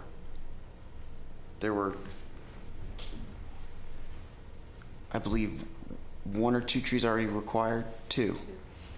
So I think that it was going to be a total of 3 or 4. We talked a lot about it last time. I don't recall the exact number, but we so can. So Justin, your recommendation in the write-up includes the fine? Yes. And the removal of the stop work order? Yes. You'll add the conditional... the replanting would be part of the permit, so I just put that on there. Okay. When I break it down, see exactly. Because I don't think the replanting is in your... It's not part. It wasn't part of the conditions. Replanting, but what about that last sentence that the release is dependent on building? Yeah, so we're not even fixing everything. This is just the tree part of the stop work order. Right. There's still the issue of the grading Right. and the shoring, which is up to the building department. Right. So that would or wouldn't be in the motion? It would, because it's yeah. So I think it would be all of that. Plus, you said you would include in the tree removal that it was conditional upon you or somebody being present. And that'll be in the permit, the conditions of the tree removal permit, same with the replanting requirement. And does the replanting, is it anywhere on the site, or is it the same spot, and is it the same species or different species, or? Probably one upper and one lower, because it was an oak and a pine, or oak and a redwood, and then we'd have to just figure out where there's room, because it's going to be a lot of development on the site, and then discuss possibility of off-site planting as well, if there's not room, or if it meets the density to still impose the replanting requirement, but then anything additional maybe be off-site. Feels a little vague to me. Yeah, so from what I recall from last month, when the permit was given to take the previous trees down, yes, to build, there was a requirement to replant 2 more trees. Yeah, okay, that makes sense, yeah. So now we've lost 2 trees due to the damage. Do we add additional trees that need to be replanted because of that? So we have the 2 plus how many additional would you recommend? 2. So 4 more trees. 4 more trees. Okay. So the 2 trees that you're recommending for removal were both trees that, when the building department approved the plans, those trees were proposed to stay yes. in their locations and to not be removed. Yes. So I guess just a question, why wouldn't we have trees get planted exactly in those places as replacement trees? Because these were trees that were supposed to be part of the current property. This isn't to me, this seems a little bit different than when someone is coming because they have a tree that's I causing understand. a safety issue, and so they have to take the tree away, and they're going to plant something back somewhere else. Thinking about the best long-term projection for the tree is if the place where it used to be had its root space drastically removed, we want to make that tree, give the future trees the best possible chance of survival. So it might be in somewhere a little bit more open area, something that maybe that bleeds into the right-of-way that has more root space available, instead of just right next to a 10-foot cut with a property on the neighbors. So kind of shoving a tree, an upper canopy tree, into like a 4-foot planter kind of situation. So I think that I try not to dictate exactly where trees should be planted, unless it's, again, like a really big one for like replacement. I think it's better to just go through the process, like even for a tree removal permit, and then work with the person to figure out where the trees are going to have the best chance of survival later. So how many trees then would be on the lot if you had 4 more trees? Because that's, of course, the recommended amount in the first place. Isn't there 1 tree left? 6, I believe. So we're asking them to go over the... What's recommend? That's what I'm saying about finding the space, and figuring out other possibilities if it is above the recommended density. Was there 1 or 2 that were left after this? Were there 2 or was there 1? I'm trying to recall. There was the one that was damaged, and then there was another one by the east property line. So on this property, Yes. there were 2 more? Yes. There are 2, okay.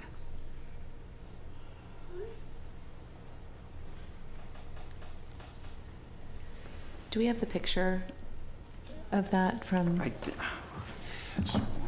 I mean, I remain confused why the initial plan required 6 trees when the guidance seems like it's supposed to be 4 on a lot. So, but set that aside for a second. This is what was required, and Not required, but...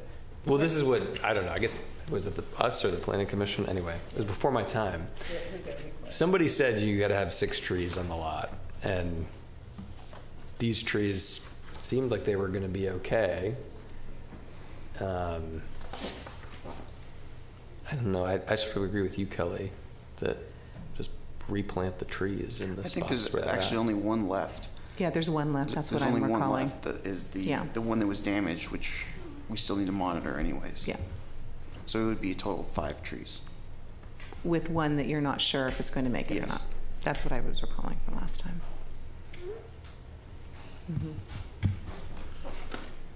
So if the 2 trees that were required by the building department with the approval of the plans, and 2 more were required, if they lose the one that's damaged that you're monitoring, then they would end up with 4, which is the present recommendation. Yeah, with that, and that would still be density.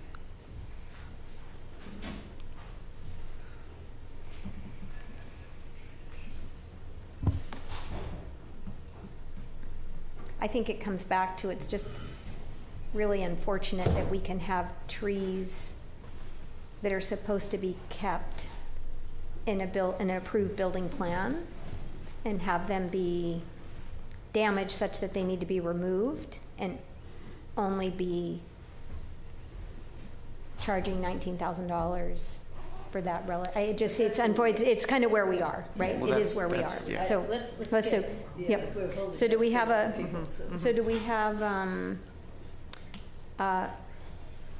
I guess maybe just a motion if someone would like to make, if there's someone that would like to make a motion. Well, I'll make a motion, but feel free to change it. Allow the conditional release of the stop work order issued on August 27th, 24, and require the property owner to pay the city $19,729.46. What would you say about trees? 4. Add a total of 4 Total trees. 4. Yeah. Add a total of 4 trees. Do we need to put the release is dependent on building clearing violations? Yeah. Okay. Are you getting this, Yvette? The release is dependent on building clearing violations regarding grading. Yes. Is that sufficient, or do we? It is. I just think in the trees, I think we might only be able to require replacement of the 2 trees that are being recommended for removal, that those should be 1-for-1 replaced. Okay. And the Because additional... there's already 2, so we're just going to require A total of 4. an extra So 2. more. So Yvette, we just would be saying 2 trees. Instead of 4 trees. 2 for a total of 4. Oh, Let's just go with 2. Let's leave the previous permit out. Just 2 trees. 2 trees. For these 2 trees recommended removal, that they have be replaced. Okay. In the same spot? I think I defer to Justin on what's the best. In a proper spot after have an on-site look. with the conclusion of the building, because now once it's built, then we can see where they have the space to grow. Because even now, when it's graded out, but planting doesn't happen until the landscaping goes in, so we need to see where they're going to have the best chance for long-term survival. One of the issues of asking for too many trees, it means the neighbors have to get part of the tree because it has to be right close to the property line by the time you've got a house being built. So That's another issue altogether. yeah. Do you want to read that again and see if we have something? So let me get back to the recommendation. Allow the conditional release of the stop work order issued on August. Require the property owner to pay the fees of the $19,729.46. And the replanting of the 2 trees, depending on the release of the building and planning and where staff says they can plant the trees. Right? Okay. Okay. Is that good for you, Justin? That sounds good. Okay. I'll second that motion. Thank you.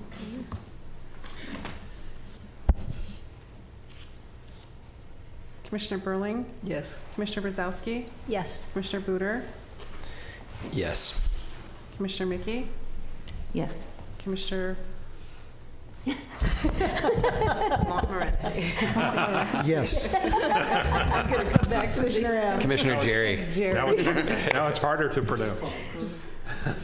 Mr. Jerry. Thank you. We're always The going to motion's remember Cindy Lloyd this morning, today. Okay. Thanks, Cindy.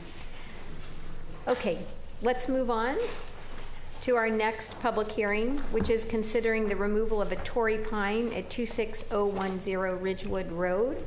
We'll start with Justin, if you'd like to share your summary of the situation. So we originally were proposed to hear this, I believe in September.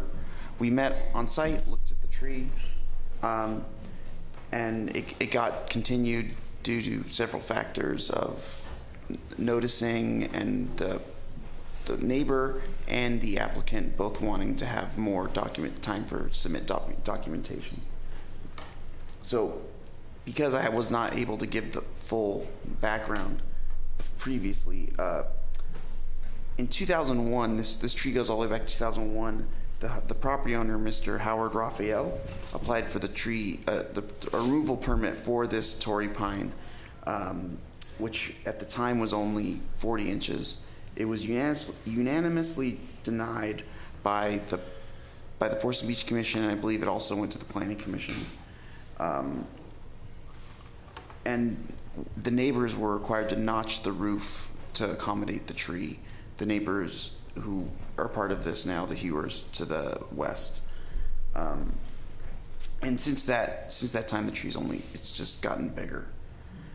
So this year, I received an application in July to look at it and for the tree inspection. And when I met the applicant on site, the tree was just healthy and big.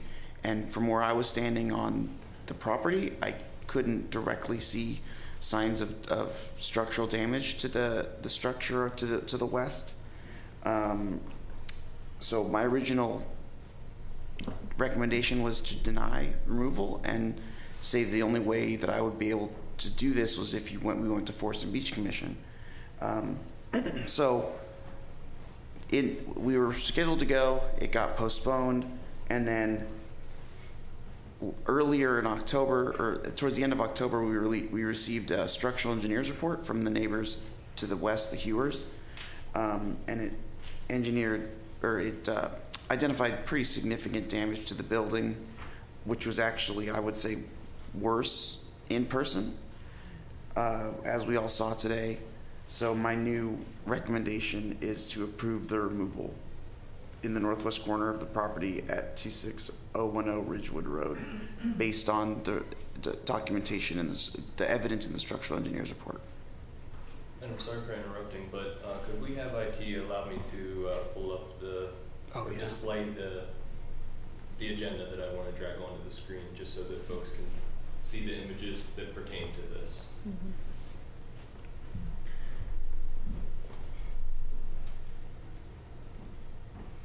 While we're waiting for those images, I think the commission was at the site to see it in person. Does anybody have any comments on this before we go to public comment? Any questions for Justin or any thoughts before we open to public comment? Just one question. You'll have to replant a tree. There's plenty of room. I don't have a mic. I'll use this. There's plenty of room on the lot to make sure they do plant another tree on that location, right? Mm-hmm. And a significant canopy tree? Yeah, upper canopy tree. Upper canopy.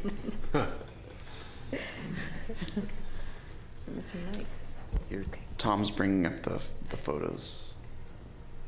Oh. While we're waiting for Tom, do we have anybody in chambers that would like to make a public comment? Or, also, do we normally give the applicant or Yes, the co-applicants their time? Yeah, that's what we're doing first. Jean Hewer, with a Torrey pine in my neighbor's garden. And when I hear that you're going to put up another tree in this exact same place, that alarms me.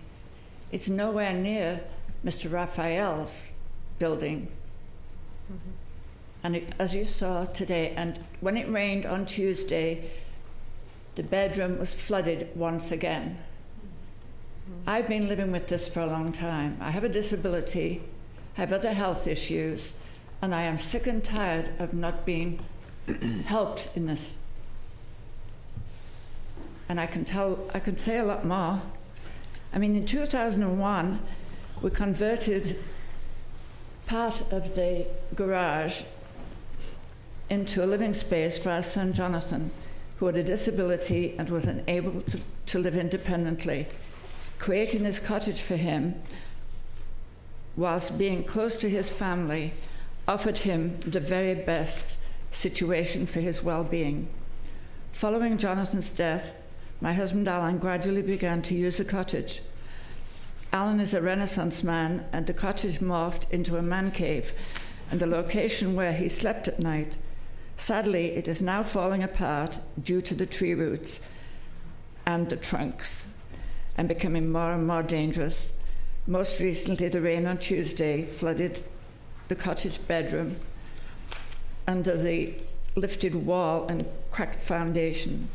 Since the cottage was renovated, the Torrey pine's trunk has continued to grow and is now filling the notch, rubbing against the back wall, destroying the foundation, and again, flooding the bedroom. During the storms in 2012, the Torrey pine's massive pine cone hit a small child in our backyard. The child had to have stitches. Following that, we paid $4,700 to remove Torrey pine limbs overhanging our roof and footpath to protect the visitors and our grandchildren. Since that time, our backyard has become a hard hat area. I was 62 years old when this saga began. Back when we were required to notch our cottage to protect the tree, I've been trying to seek a resolution regarding this tree for several years to avoid the damage that has now come to pass. At times, it has been disheartening, as sometimes it feels like trees are granted higher regard in Carmel than its residents.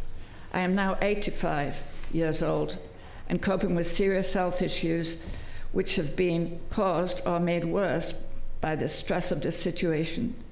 I've also spent $50,000 for attorney's fees. This is not my damn tree.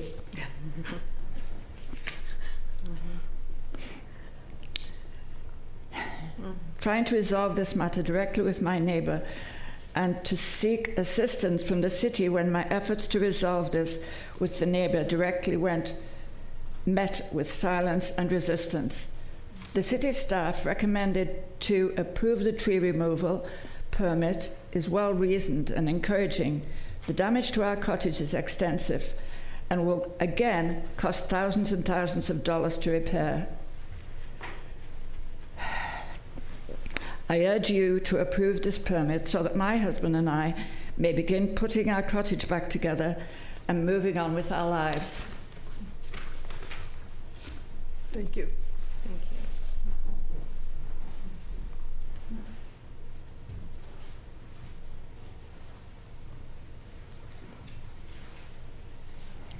Oh.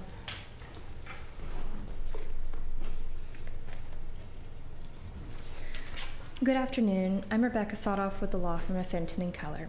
We represent Mrs. and Mr. Jean and Alan Hewer. You've just heard from Mrs. Hewer. During the site visit today, you had the opportunity to see for yourself the damage caused by the tree. The lifted wall, broken tile, that goes all the way from the wall where the tree is located across the cottage to the bathroom, following the tree root growth. You've also heard about how even this last Tuesday, there was flooding in that room due to the damage caused by this tree. This substantially hinders the Hewers' ability to safely use their cottage and raises concerns for water and mold damage. It especially affects Mr. Hewer, who sleeps in the cottage at night. The damage has been directly caused by the Torrey Pines roots, as demonstrated by the structural engineer's report that's been submitted to the commission, and will continue to get worse unless the tree is removed. The Hewers are in their late 80s, and repairing the damage caused by the tree is estimated to take over $60,000. Long-term repair isn't even feasible until this tree is removed, because if the roots continue to grow, the damage is simply going to reoccur. While trees are a valuable resource in Carmel, the value placed on those trees is not limitless. City Code Section 1748-070 authorizes the Commission to approve the removal of trees that are causing substantial damage to a building that cannot readily be repaired or alleviated on a long-term basis through minor reasonable building modifications. This is exactly the type of case that this code section was designed for. Further, Torrey pines are not necessarily indigenous to Monterey itself, and they don't appear on the federal or California endangered species list, nor Carmel's current or, I believe, anticipated list of preferred trees. Even with the removal of this specific tree, there will be at least 2 other Torrey pines in Carmel based upon the city's online tree inventory. So Carmel will not lose Torrey pines themselves. The legal standard to approve this permit has been met. We urge you to concur with city staff's recommendation to approve the tree removal permit so that the damage does not get worse and that the Hewers may move forward with repairing their cottage before the winter storms this year and so that they can move on with their lives. Thank you for your time and consideration to this very important issue for the Hewers. Thank you. Are there any other public comments in chambers or online? What about the applicant? He's online. Okay. I can't see from my screen, Okay, so is there anybody online that would like to speak? Yep. Mr. Raphael, go ahead.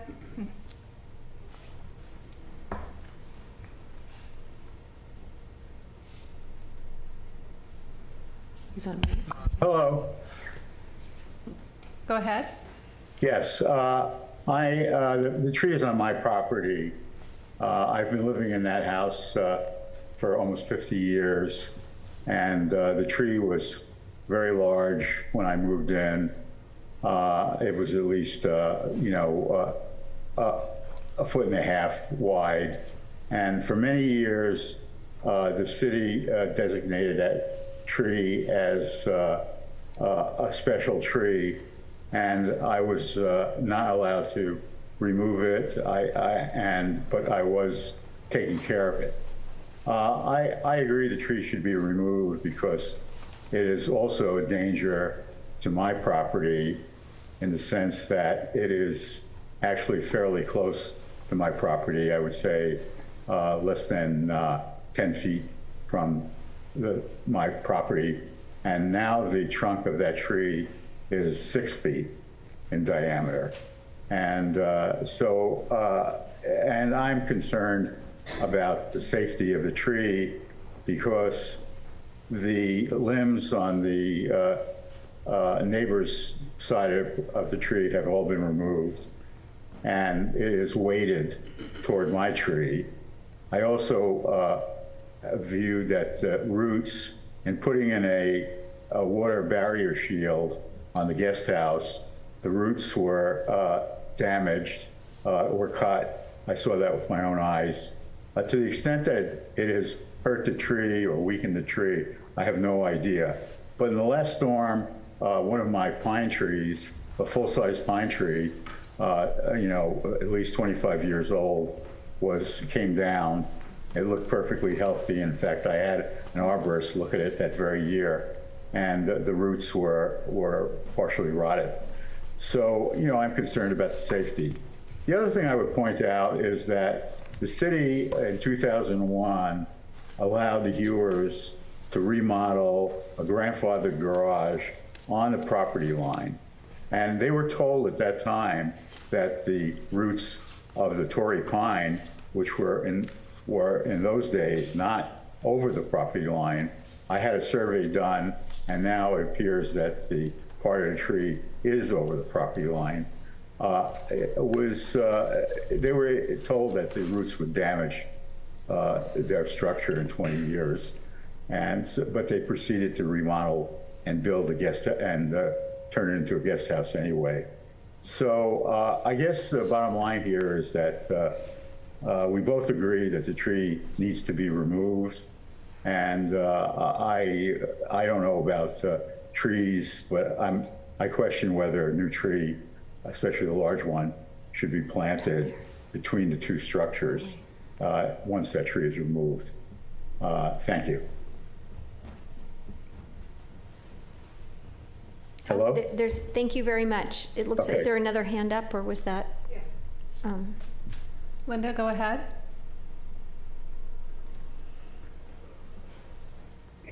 Yes, just a bit of information. Torrey pines are very rare in their habitat, but they can be very invasive when planted elsewhere. And something interesting about them is that their roots are famous for spreading far and wide and invading sewer pipes, etc., when they're planted, in an urban setting. In fact, their lateral roots can extend up to 225 feet from the trunk. So Torrey pines are really problematic for Carmel. Also, I believe Nikki Nedeff will concur that they are invasive into our Monterey pine forest and natural habitats when they have a chance. So they're probably a tree that ought to come off the list. And certainly these poor people need relief. So just wanted to say that. Thank you very much, Linda. Mm-hmm. Any other public comments before we bring it back to the commission?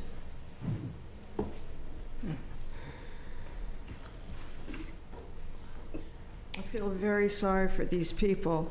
Torrey pines do not belong in our area.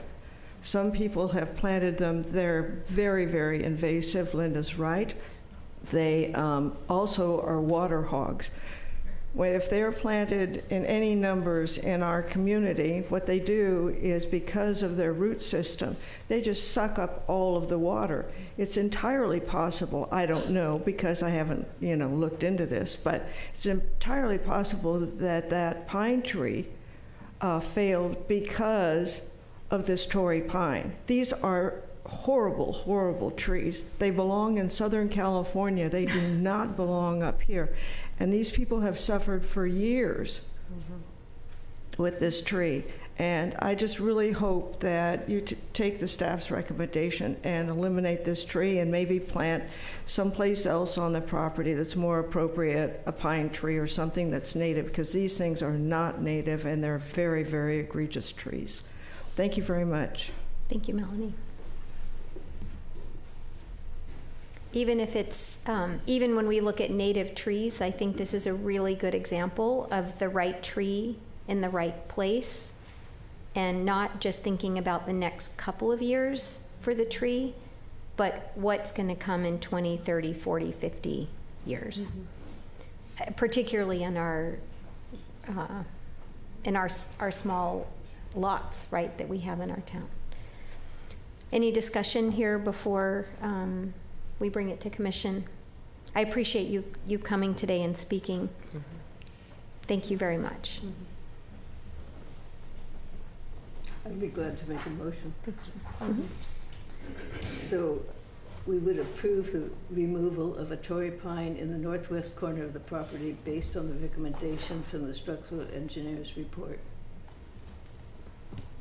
I second that.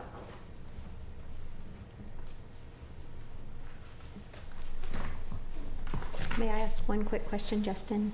Yes. We should have done this before. I would not be in favor of requiring a tree be planted in that exact spot between those structures. Well, just like the last one, just require a replacement and find the right place for the plant. You might want to amend the motion to include a replacement tree at a site to be determined. Maybe not even a replacement tree, so let's leave that out. Yeah. You want to leave it out, that's fine.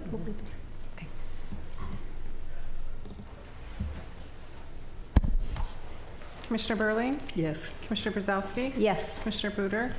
Yes. Commissioner Mickey? Yes. Mr. Jerry? Yes.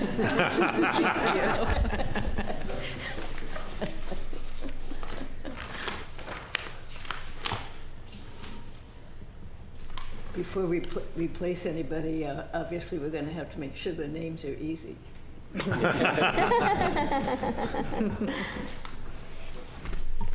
Thank you. Okay, the motion has passed. Thank you. All right. Thank you. Oh. Congratulations to you. Can't come down soon enough. Thank you.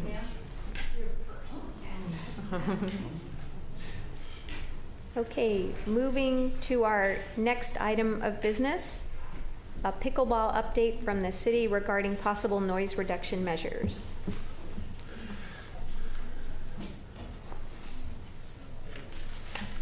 Thank you, Madam Chair, commissioners, and staff, and the public. My name is Tom Ford. I work in Public Works. Myself and Justin Nono have taken on this matter. This is the third iteration of the Forest and Beach Commission hearing about pickleball. I think we're going to want to put the agenda back up on the screen.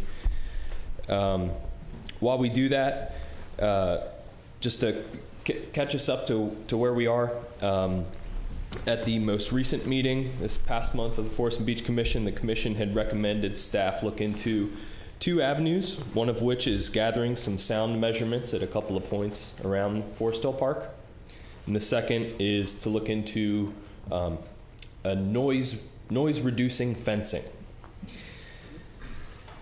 We'll start with some sound measurements that were taken. Both Justin and I had gone up to the park and had identified 3 points that we were going to measure from. Actually, if you don't mind, Justin, could you actually skip straight to, I think, attachment 1, the actual map of the points? That's great right there.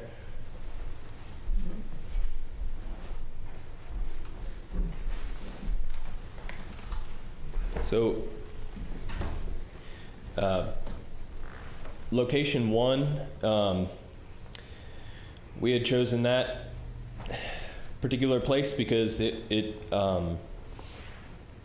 on city property, and there's also city property is on the west side of the courts, and there have been folks right at that house and right in adjacent houses who have spoken up, and we thought that would be a pertinent point to take sound measurements from. Location 2 is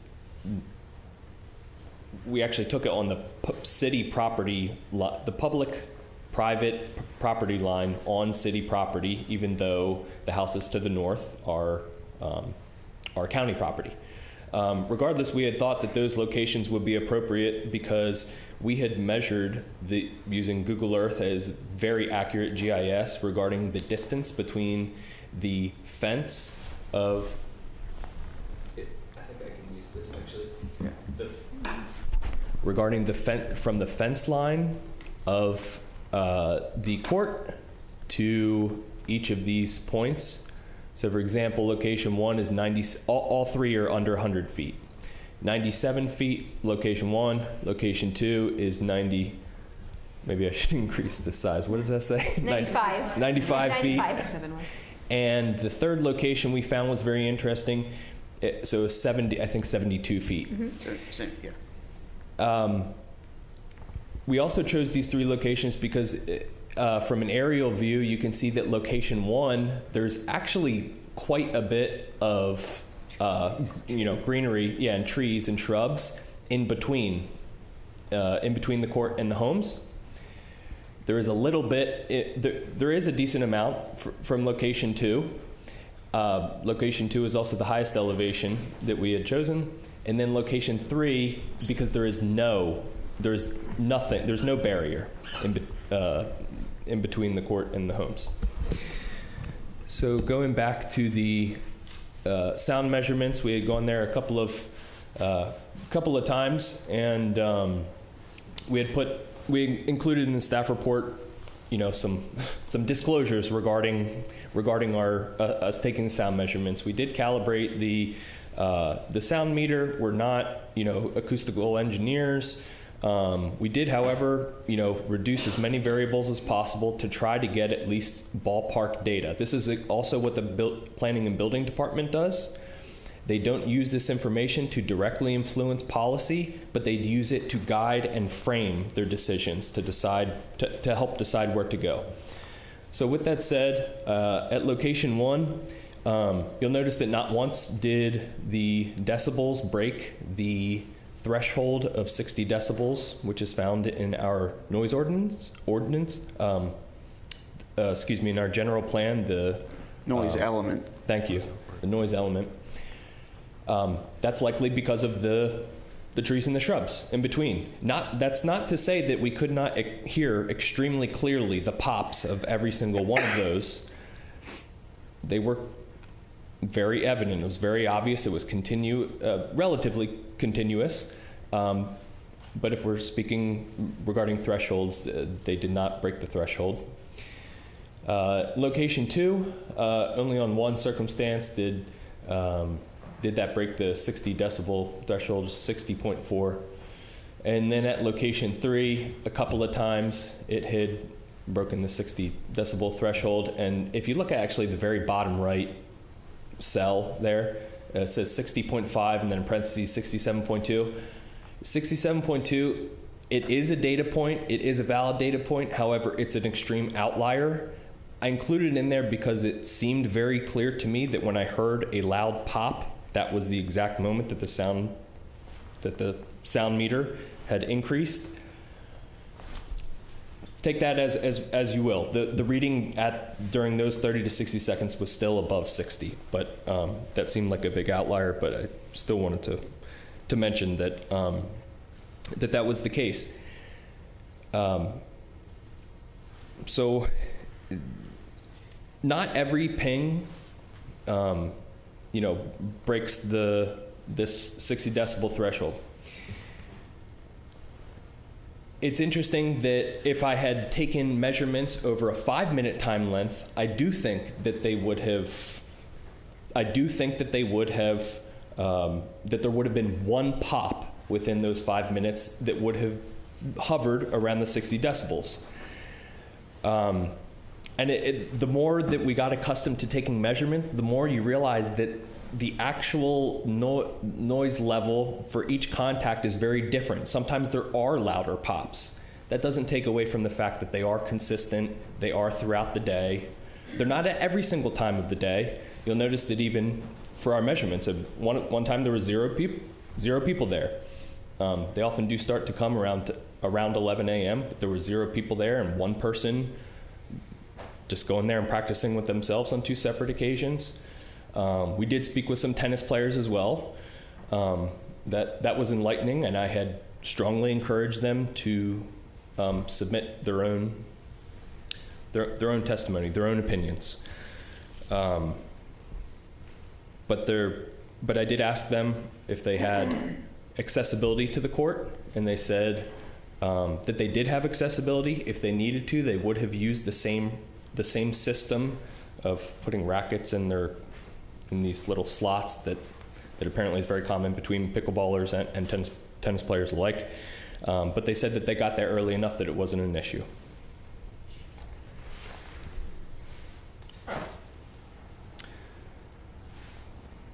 That's about it regarding the sound measurements. We can take some questions afterwards, but we did want to go into the acoustic barrier fencing. So that was the second avenue that the commission had recommended that we look into. It is clear that this fencing works. It's very clear that it does. On all of the studies that we could find that proved very scientifically that it works, on all of those studies, they were conducted at the same elevation level as the court. The elevation is in our situation is unique in the sense that the two of the 3 points that we had showed, this arc here is significantly above the level of the court, to the extent that if you're standing in location 1, you can see half of the court. So the fence does block half of it, but you can still, there's a direct line of sight to this half of the court. At location 2, you can see about 75% of the court, and at location 3, the sound barrier probably would block the entirety of that noise. And this house in the bottom left corner of this very picture here, it is about at the level of the court. So would this fencing work for the vast majority of homes surrounding it? It would. Yeah. However, there are homes with folks who have come up here and stood at this podium who have been very vocal, for which it would not be the solution. So we had discussed, can we increase the height of the fence? The fence is 12 feet tall all around. Justin and I both went out and took a look. We stood on the courts and we looked up. We did have a straight line of sight to 5 homes in that elevated portion, for which the sound would presumably not be blocked. We feel confident that if the height of the fence was increased by 8 feet, so to get to 20 feet, that would be blocked. Tom, now, did you yes. check with it? Because I thought I understood with that fencing, part of it is absorbed in the walls of the court, and part of it is that it creates a chimney that sends the sound up. So have you checked with like Acoustifence as to whether or not, because when you say it wouldn't work, have they told us it won't work? Because the way that that fencing is architected, it might, right? Yes. So before we rule it out as not being effective for location 2, right? I think my understanding was that the Acoustifence absorbed some itself, and it created this chimney effect that sent it up as opposed to out, and that there may be, before we draw a conclusion it wouldn't work for a particular part of that neighborhood. Sure. I just think we should be really careful about that, right? Because, and whether or not we'd need additional height, et cetera. Like that to me seems like a question for and maybe you've already talked to them at Acoustifence about that. We did speak with them. Okay. I think the closest piece of information that they provided is, if you don't mind me reading from an email that a gentleman named Charles had sent me, extensive amount of information. I actually should have printed that out. It's a huge email, but this is the closest piece of information I can think of that may pertain to this. And essentially he's saying that, well, I'll just read it. Please keep in mind that while our material could reduce noise levels by 30 decibels, an STC test only tests a small portion of the materials in a laboratory setting and is not tested in a real-world environment. Once you go outdoors, all bets are off, since the noise goes over and around the barrier. Additionally, many factors affect the way noise travels, such as amplitude and frequency of the noise source, wind speed and direction, dew point and humidity, particulate matter in the air, height of the barrier, reflections in the path, proximity of the barrier to the source of noise or to the area you want to protect, etc. So the level of noise reduction you will receive can vary dramatically. That's why without an on-site, in-depth noise study using acoustic modeling software, predictions of 30 decibels plus reductions are unfounded. So we didn't ask the exact question that you're asking, but when we had read this, we thought that we kind of got the picture. I mean, but yes, we part cannot of that determine. is a general liability waiver that they just gave you, right? Which is anybody that's buying this fencing, Sure. they're going to say Sure. Yeah. That was written by a good attorney. It was, but I think your point is very important, that we cannot conclude Right. that it would not work in those areas. It very well may absorb a lot of the noise. It very well may produce a chimney effect that effectively shoots the noise upwards and it doesn't reach the house. That very well may be the case. A related matter is that we had reached out to Chief Tomasi regarding this. He had ultimately requested to see it in person. Someone had told us that there was at MPC there was that this fencing was installed. We had called them and finally spoke with someone that confirmed that it's not there, and they didn't know of anywhere that did have it. We had a great conversation with them, but we weren't able to come up with if anyone does know a place that is close by that we can go and check it out, we're open to that. We've been looking for that. Yeah, because I just spoke again with the Recreation Department in the City of Monterey yesterday, and that was their issue because they had this same ongoing drama over 5 years in mediation, and I asked them if they had explored sound engineering or the acoustifence, and they said that the police said, again, similar to us, that the houses are above the courts, and also the police just didn't want to not be able to see through into the park. So why don't we ask the chief of police of Yountville? Because Yountville, where they've installed But this, in Yountville, the houses aren't above the court. I'm talking about the issue related to the police, though, right? Yeah, but ours is a multifaceted issue too, because it's not just. We could ask them. I don't think it could hurt. Yeah, that's a good idea. They haven't had issues with. They haven't had any issues with kids or people trying to be on the courts, and I don't think that's been an issue. But didn't he say they don't have teenagers there? There are no children in Carmel, so I wouldn't worry about it. Yeah. Oh, good call. Yeah. Good point. Don't worry about it.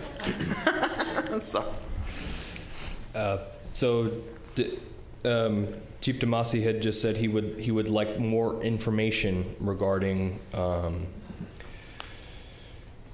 much of the fence would need to be covered. We did know that it would be all of the fencing. I think 3 sides, right? Yountville did 3 sides. Yes, we had. Ours was like 2 sides and then 2 half sides, kind of to focus it into the forest.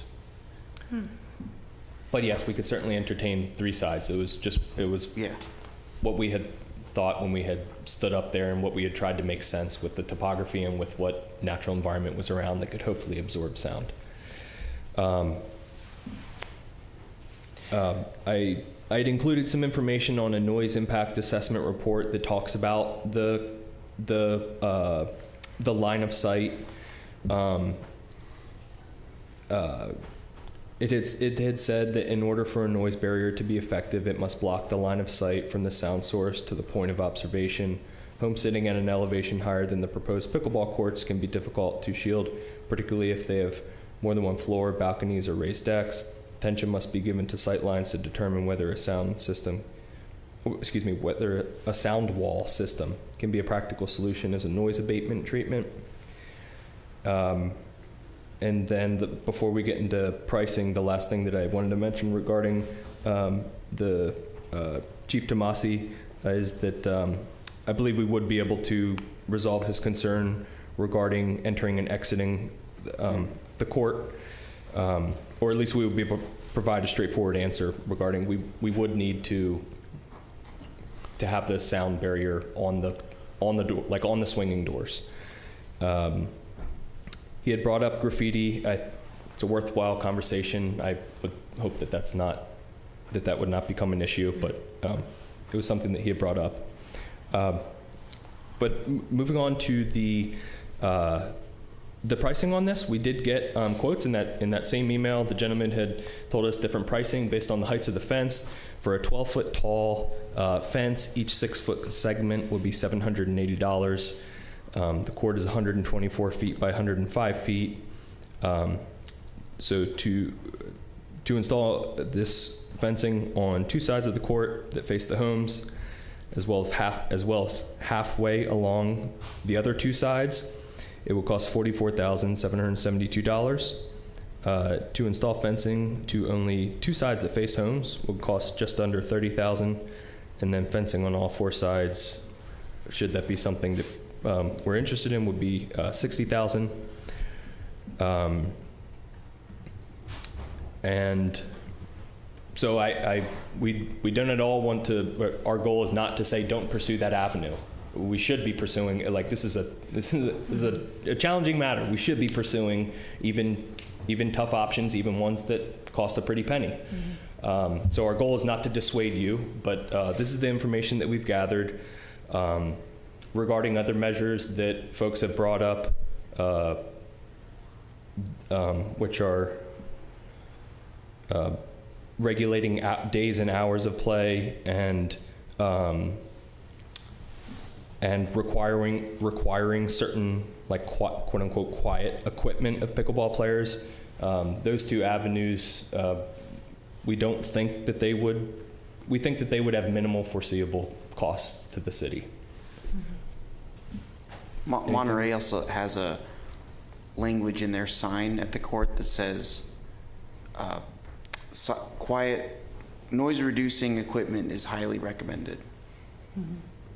But again, it's not mandatory, but they're just trying to cover themselves. So I think, so we obviously want to be cost-effective and cost-efficient, but I think we should first think about what's the best solution for our city, and then figure out what would that cost and what we could do, right? We've heard from multiple people that the noise reduction stuff is the balls, and people who are advanced players don't want to play with those balls, or they move slower or whatever. And it would be unfortunate if we,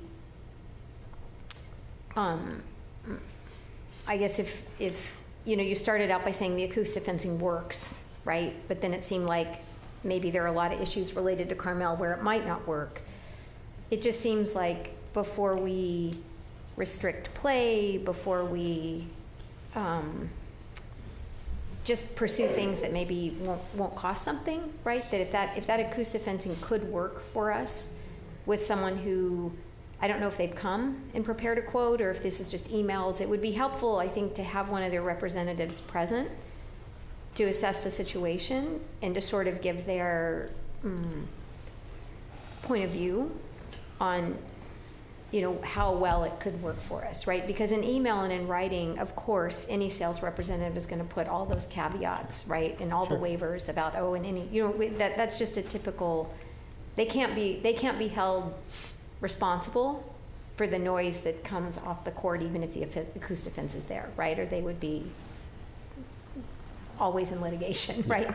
So I think it would just be useful to maybe have the step of, I don't know if they come, if that's something that they could do, or to have a consultant. I know Yountville had several assessment, I think when the pricing must have gone up because they said our courts are about the same size, and I think 3 sides of their courts was just $20,000 with that material, but it might be worthwhile to have a proper appointment and a representative come see our space if they do that. I would imagine as popular as pickleball is right now that they might. I imagine they would want to offer that that service. Right. The gentleman I spoke with is in Florida, but that certainly does not mean that if I were them, I would want local reps in a lot of different relatively wealthy areas. And that could would pursue this. Increase the costs because they could also, in terms of the line of sight, like that Tom was talking about, and that they could require another 8 to 10 feet added to the fence, which would be another additional cost. Yeah, can I ask you a question about that? Thank you both very much for all of this. This is a lot of really good information for us. Are there any city limits to how high we can make a fence around the courts? I've got a couple questions about that. Any codes or anything? Possibly.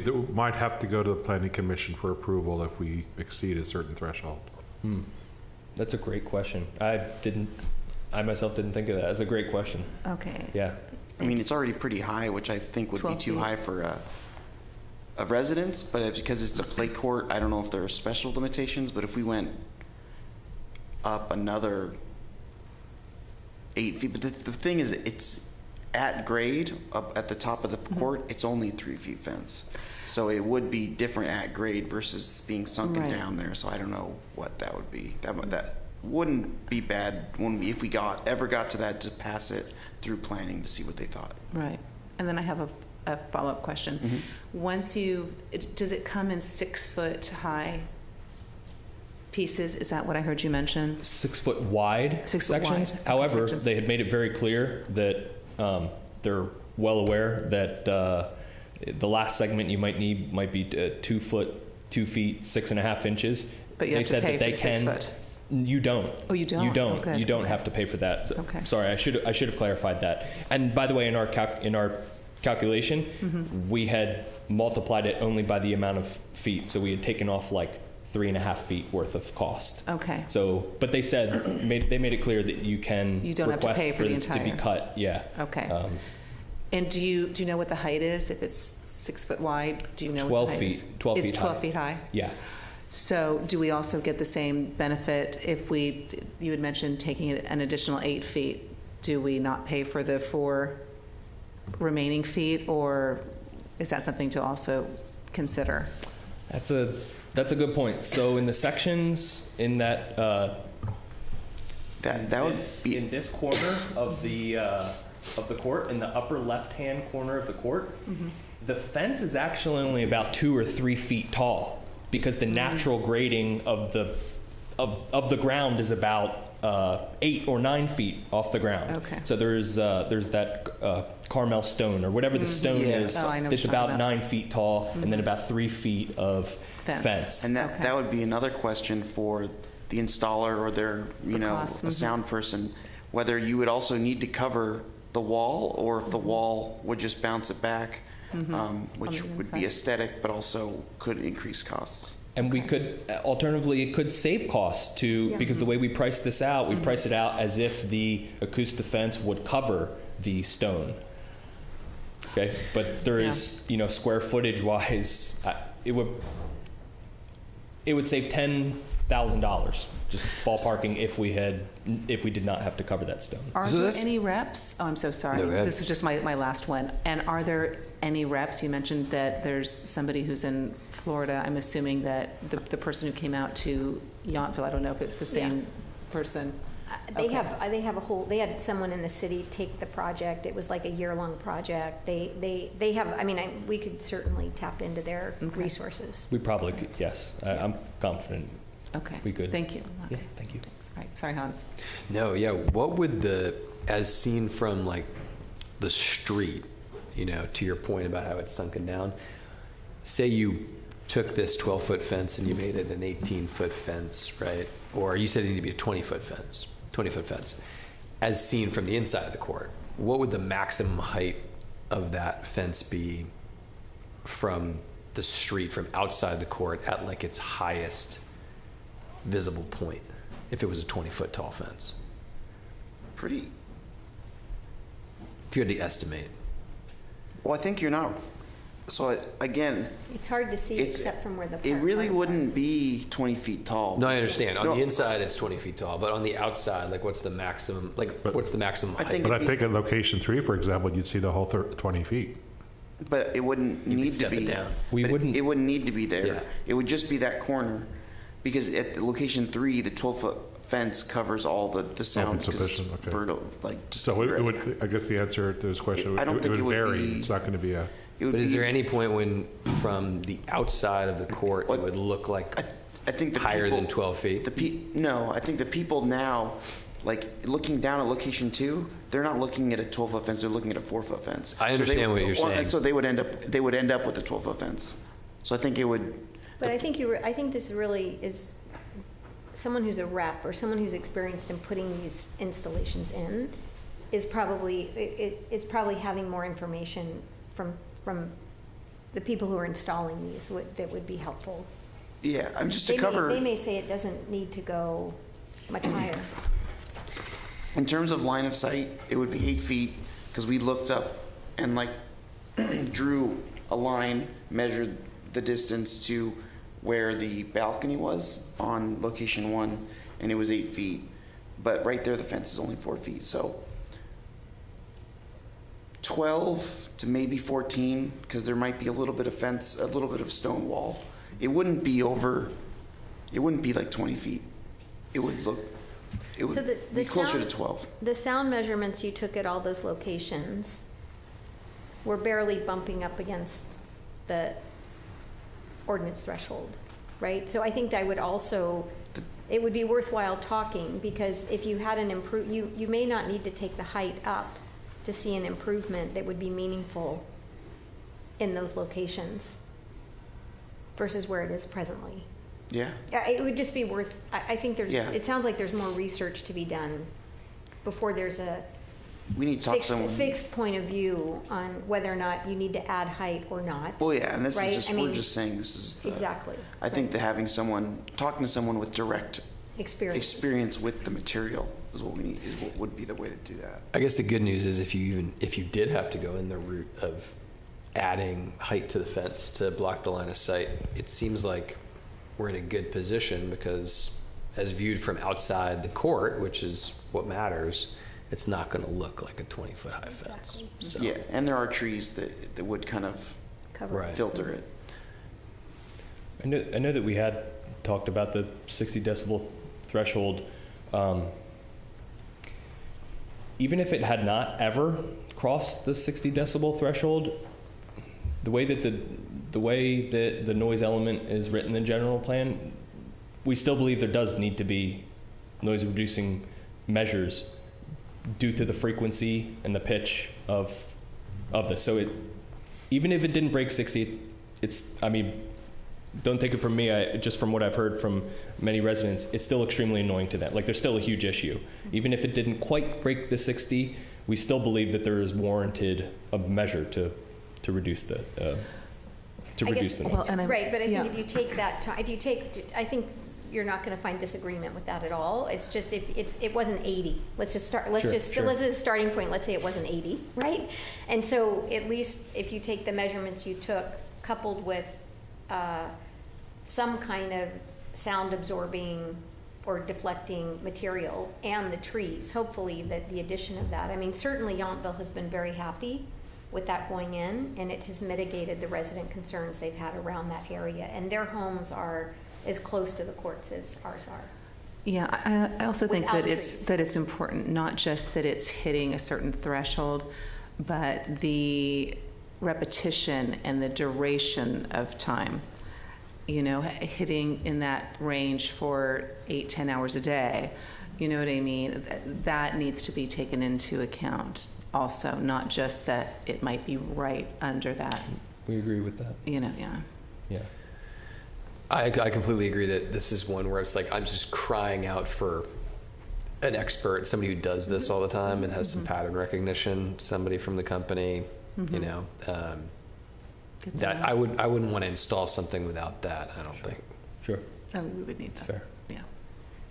I think Yountville has offered, like, I think whoever ran that project in the city, I'm sure you could talk to the city staff person that managed that whole project and probably put you in direct touch with whoever the installer was.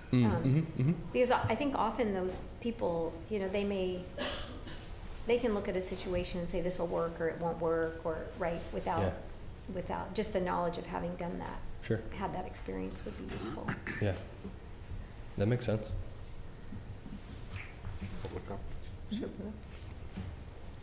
Do we have anybody in chambers that would like to make a public comment on the pickleball? Come on up, Barbara. Come on up.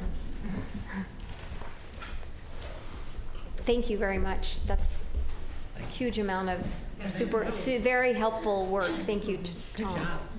Yeah. My name is Barbara Lang, and I've met Kelly and actually met her at the court. I am an avid pickleball player and live about a half mile from the courts. And I just wanted to say that I really appreciate that you guys took the time to go and measure the sound. But I don't think that we play 8 to 10 hours a day like it used to be. There's so many places that that offer pickleball now. Meadowbrook and Chamisal and Wheeler and MPC, that I walk my dog around the courts all different times of day. I have a Doberman, and the volume of people that are playing is so much less than it used to be like 3 years ago, like around COVID. COVID, it was crazy, you know, when we were allowed to play, but not anymore. I mean, I go and I see maybe one court. When we were there, I think there were 2 courts, and I see one person playing, and even in his report, it had just 2 people there. So I just want to make sure that we're making the right amount of volume of it. I agree that the sound is there, but it's not there continuously through the day. Because as I'm telling you, I'm walking my dog a lot of times, and I'm not hearing it, you know. But I can understand that it is bothersome, and so I think that the sound barrier stuff, I think that would be great, because that would be a win-win for everybody, because it's a park. It's meant to be used. And I want to say, too, that whenever there's tennis people, we give them the court. We really work with the tennis people. And I hope they feel that way, because, you know, when they come, we take only 2 courts. And so I think we're very, you know, we don't want to lose our 4 courts. We really like having the courts there. It's a gorgeous place, and pickleball is the fastest growing sport in America. It's amazing. And we really just want to have a place to play for free. You know, all the places I mentioned, except for Wheeler, all cost money. And not everybody has that money. And to have these parks, we should be able to use them. We use them for volleyball, we use them for baseball, stuff like that. Why can't we do it for pickleball? You know, so, and I'm really glad the sound isn't 80. I'm really happy, because that was one thing Kelly and I like, I don't know, what is the right amount? But I get the frequency and stuff, and I know this is a common area everywhere. This is not just in Carmel. You know, I know people have seen articles. I know that exists. But I really hope that we can follow up with Yountville and do that and get the right people out here to look at it and study it. And maybe have someone look at it, you know, throughout the week, you know, to see really how many people are there. The amount of times they went isn't really enough to tell you how much are people using it, you know, because they're not there very long, you know, and they only picked a certain amount of hours. But now with the shorter days, people are not playing at 7 o'clock. You know, it's getting dark at 5. There's no lights there. We don't put car lights out there. I've never heard anybody in pickleball doing that. I'm glad it was a tennis person. I think that's crazy, because once it gets dark, you hurt yourself. You're not going to do that. So anyway, thank you. I really appreciate the consideration. Thank you. Barbara, I had one question. I think you're, this came up last time, but I just want to double check. So in Yountville, the model they had was they did fundraising, and so the pickleball people who like pickleball did some fundraising, and so they were able to partner with the city of Yountville to cover the costs of the acoustic fence. So is that something you feel like we could do in Carmel also? I think my husband, who's actually the president of our club, I think we could. We actually did raise money we were hoping to get a Ryan Ranch location through Monterey, and we actually did get money approved. but the city manager, well, I don't want to go into that. Politics, not my thing. But we do have money, so we would be willing, especially if they came in, the consultants, for that company came in and said that would be something. We don't want to do it and then all of a sudden, we gave you like 15,000 and all of a sudden it's like, nope, now you can't, you only can play Monday, Wednesday, Friday, No, I understand. It's more just, I think the idea was to have just partnership on that. Yes, I think we would be willing to do that. Okay. Great question. Thank you. Is there anybody else that would like to make a public comment? We'll make sure we capture 15,000 in the minutes.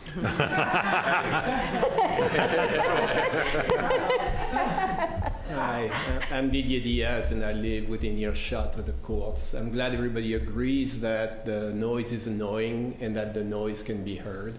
I have a slightly different opinion with regards to how much the courts are used. One of the things I noticed in that is that in the study, there was none that was done on the weekends. And on the weekends, that's where you get 16 people at a time and for a long time. So I don't think it's, I wish it were, as lightweight. I don't like coming here and arguing with people I don't know because essentially, I love sports. I don't like pickleball, but I hate to be telling people, I don't want you to play pickleball.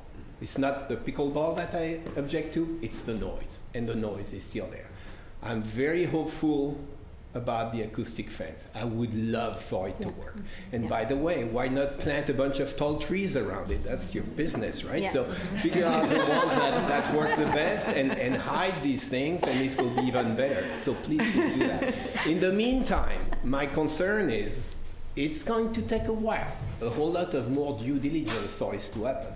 And while we do this, we stay in a status quo, which is 100% in favor of the pickleball players. They are free to come and, in my mind, make noise whenever they want. So it was proposed a few meetings ago that a temporary solution be adopted to give us a break. And I would ask that you do that, please, quickly. And do something similar to what Pacific Grove did. Do it Monday, Wednesday, Friday, to alternate with them, to give people a place to play. And I would say, actually, let people play anytime they want. If they are willing to try these new balls, I sent an email to Mr. Ford that was a test of a new ball, because a lot of development is done, I believe, in that. The foam balls in the past were apparently terrible. This particular, maybe self-named pickleball guru said, no, this one is fun. So have something like that. People can come anytime they want if they use the foam balls. Otherwise, it's Monday, Wednesday, Friday on a temporary basis until the final solution is found. But my perspective is still the same. I come home, I get off in my car, click, click, click. In the morning, I open my door, same thing. And it's not as infrequent as it was just said. So. Another thing I think to look into is who are the courts for? Are they primarily for Carmel residents? Because if that's the case, your problem is different. You're only dealing maybe with, I don't know, dozens of people as opposed to hundreds. Maybe it would be possible to strike a deal with Mission Ranch and say Carmel resident can play for $5 a game or something like that. They have the means to check ID and whatnot, would give people a way to actually schedule their games. Just a thought. Thank you. Thank you very much. Do we have any other people in chambers? Okay, thank you. Michael Lang. So I wanted to, first of all, acknowledge the noise problem of pickleball. I know I get up here and I speak a lot about how much we love playing pickleball, but I do want to acknowledge that it's a noisy sport. I personally, when I go to play at Forest Hill Park, I walk up first from around the Stevenson Middle School. And when I get to San Carlos, I can hear the sound of the ball. That's 2 blocks, probably more than 2 blocks away. I can't hear anybody making any sound from vocal cords or anything like that, but I can hear the ball. Now, to me, that's music to my ears. But to residents, I understand how that's a problem. So I hope that we can find a solution. I hope that we can find a solution that doesn't involve reducing hours. I really hope that this fence can be made to work in some way. Certainly am willing to look financially if there's anything that we can do to help to contribute to that. And I did want to have one extra comment about the foam balls. One concern, I don't know that's come up about that, is that I think it's unenforceable. And the reason is because I think we get a lot of tourists playing at our courts, because I know a lot of the people that play pickleball, and when I go to Carmel, I see a lot of people I don't know. And so I think we get a lot of people that are here, especially on the weekend, you know, to come and play for the day.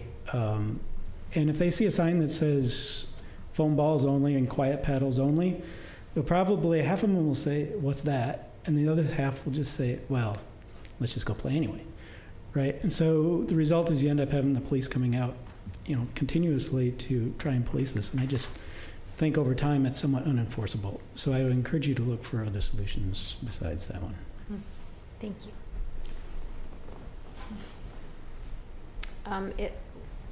Anybody else in chambers? Okay, it looks like we have 2 people online. John, go ahead.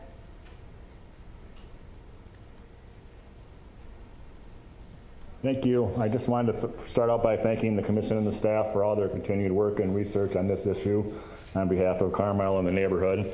I live in Carmel-by-the-Sea. I live directly across the street from the Forest Hill tennis/pickleball courts, so I'm very close, and I would echo DDA's earlier thoughts. First, I just want to remind everybody on the sound. Obviously, the site visits, wasn't scientific and it wasn't a real thorough study.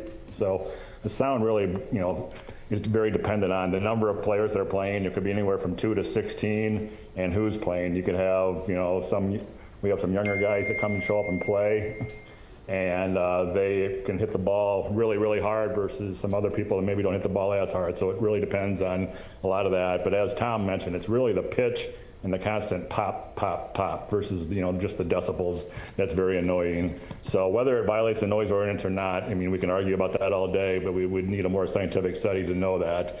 But really, I think it violates the spirit of Carmel in general when we talk about the serenity and this being such a quiet and peaceful community. So that's the issue from our perspective. On behalf of the neighborhood, again, I think our preferred, scenario or our first choice of an outcome would be to return these courts to tennis only and building pickleball courts in a non-residential neighborhood. So that doesn't ever seem to get discussed, but that still is the first choice of the neighborhood, I believe. So, obviously any other options or alternatives that were put in place would be better than what we have now. So we appreciate that. But our first and foremost prerogative would be to get these courts back to tennis only and find another place to put pickleball courts. On the fencing, I would just remind everybody, if we do get somebody from the company to come out, obviously their number one objective is to sell their product and make money. So they're going to be a little bit vested on that front. So just keep that in mind as well. And the last thing I would comment on is the earlier comment about the volume of play. I strongly disagree with that comment as somebody who lives right across from the court. There are breaks during the day, don't get me wrong, but there is consistent play 8-10 hours a day most days, and it's not just a weekend issue, it's heavy play during the week as well. So there is, consistent play throughout most of the day with maybe, some minor breaks, here and there. Thank you.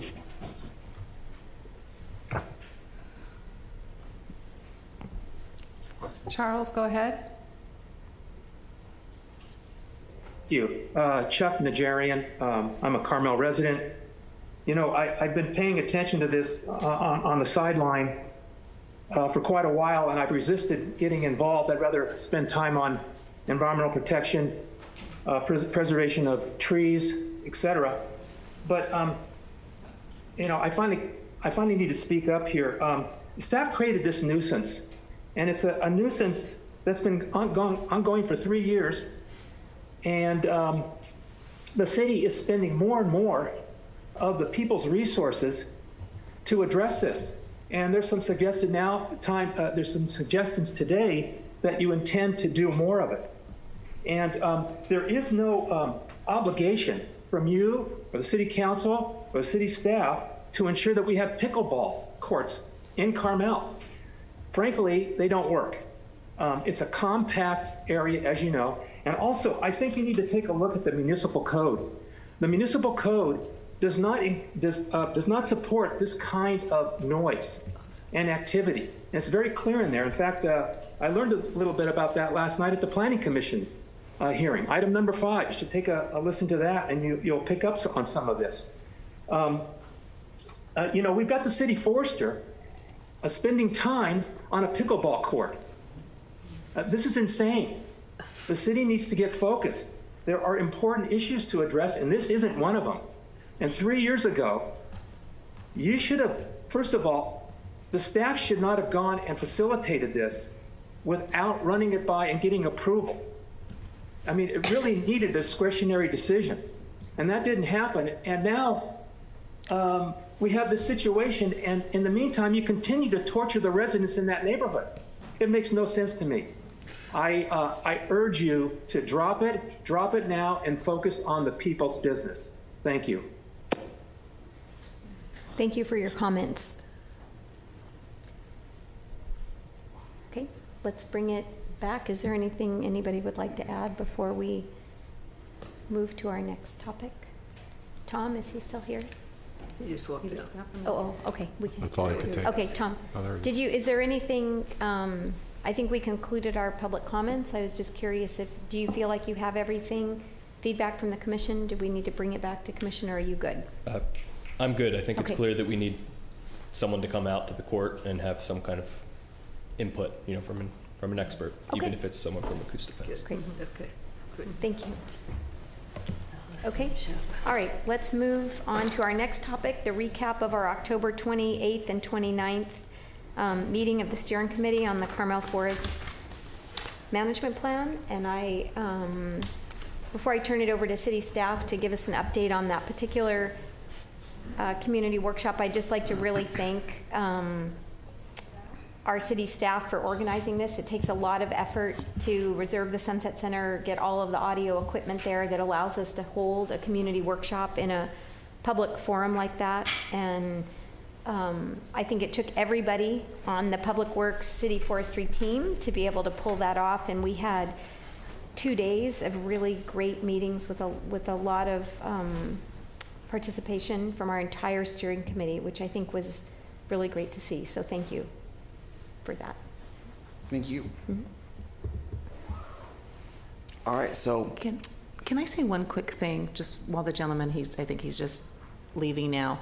He did ask about, we were looking at, and I don't know where we're going to go with that, with any temporary measures that we might also take.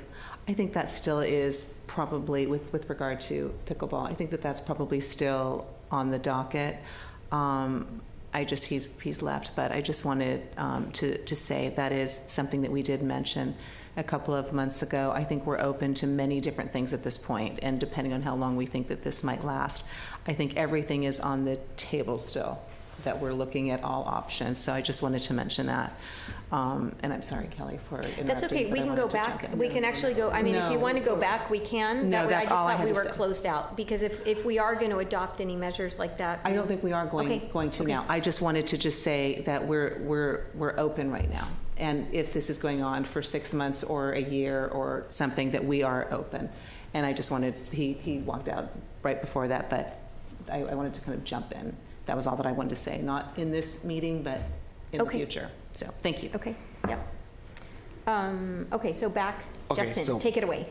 So, for those that weren't in attendance, last month, it wasn't last week, it was a couple weeks ago. October 28th and October 29th, we held the steering committee meeting with all 5 of you commission members and the 5 members of the steering committee, plus the consulting ecologist Nikki Nedeff and myself at the tables, and we went through the whole goals and objectives of the proposed draft plan.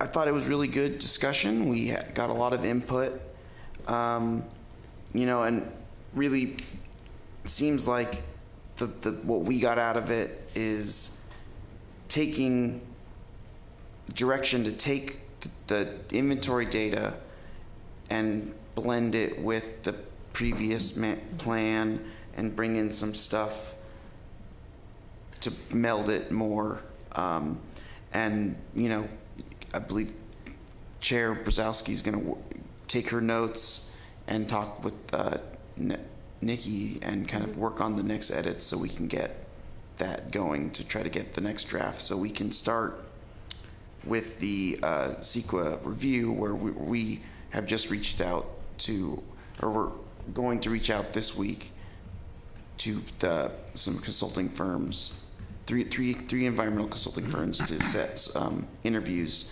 to have them start taking on this project once we get a draft that's ready to be reviewed.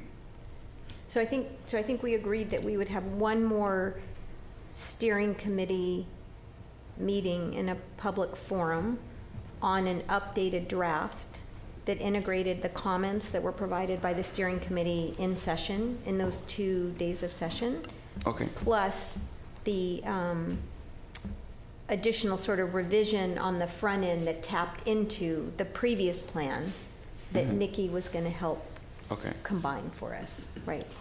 So we'll have another version, but we'll have one more steering committee on an updated version, and that version would then go to the first CEQA, could be submitted to whoever the CEQA consultant is, and that would then be the version that could then be up for like public comment. Bob, is it premature to start reaching out to consultants then? Absolutely not. Okay. Now's a good time. Okay, good. And I think the one question we have is whether we can have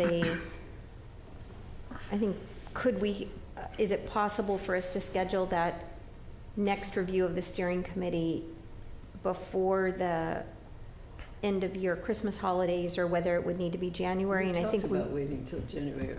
But I think we were going to we were also going to just talk to Nikki about her schedule. It's all dependent on the reality of getting an edited draft, so I can't speak to that right now. Right.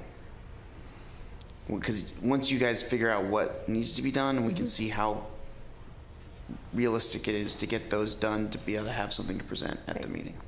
And I think it would be really helpful to have an editable version of of whatever the last draft they provided us would be really helpful. Okay. Yeah. Okay. All right. We're asking for your guys' advice, and I think we've got it to one more steering committee meeting, and then we'll incorporate the draft, the edits, one more meeting, and then we'll finalize the draft that can go to the CEQA analysis. Yeah. Perfect. All right, on that note. Report. Do we have any, wait just one second, do we have any public comment on the update regarding the Forest Master Plan in chambers? Of course.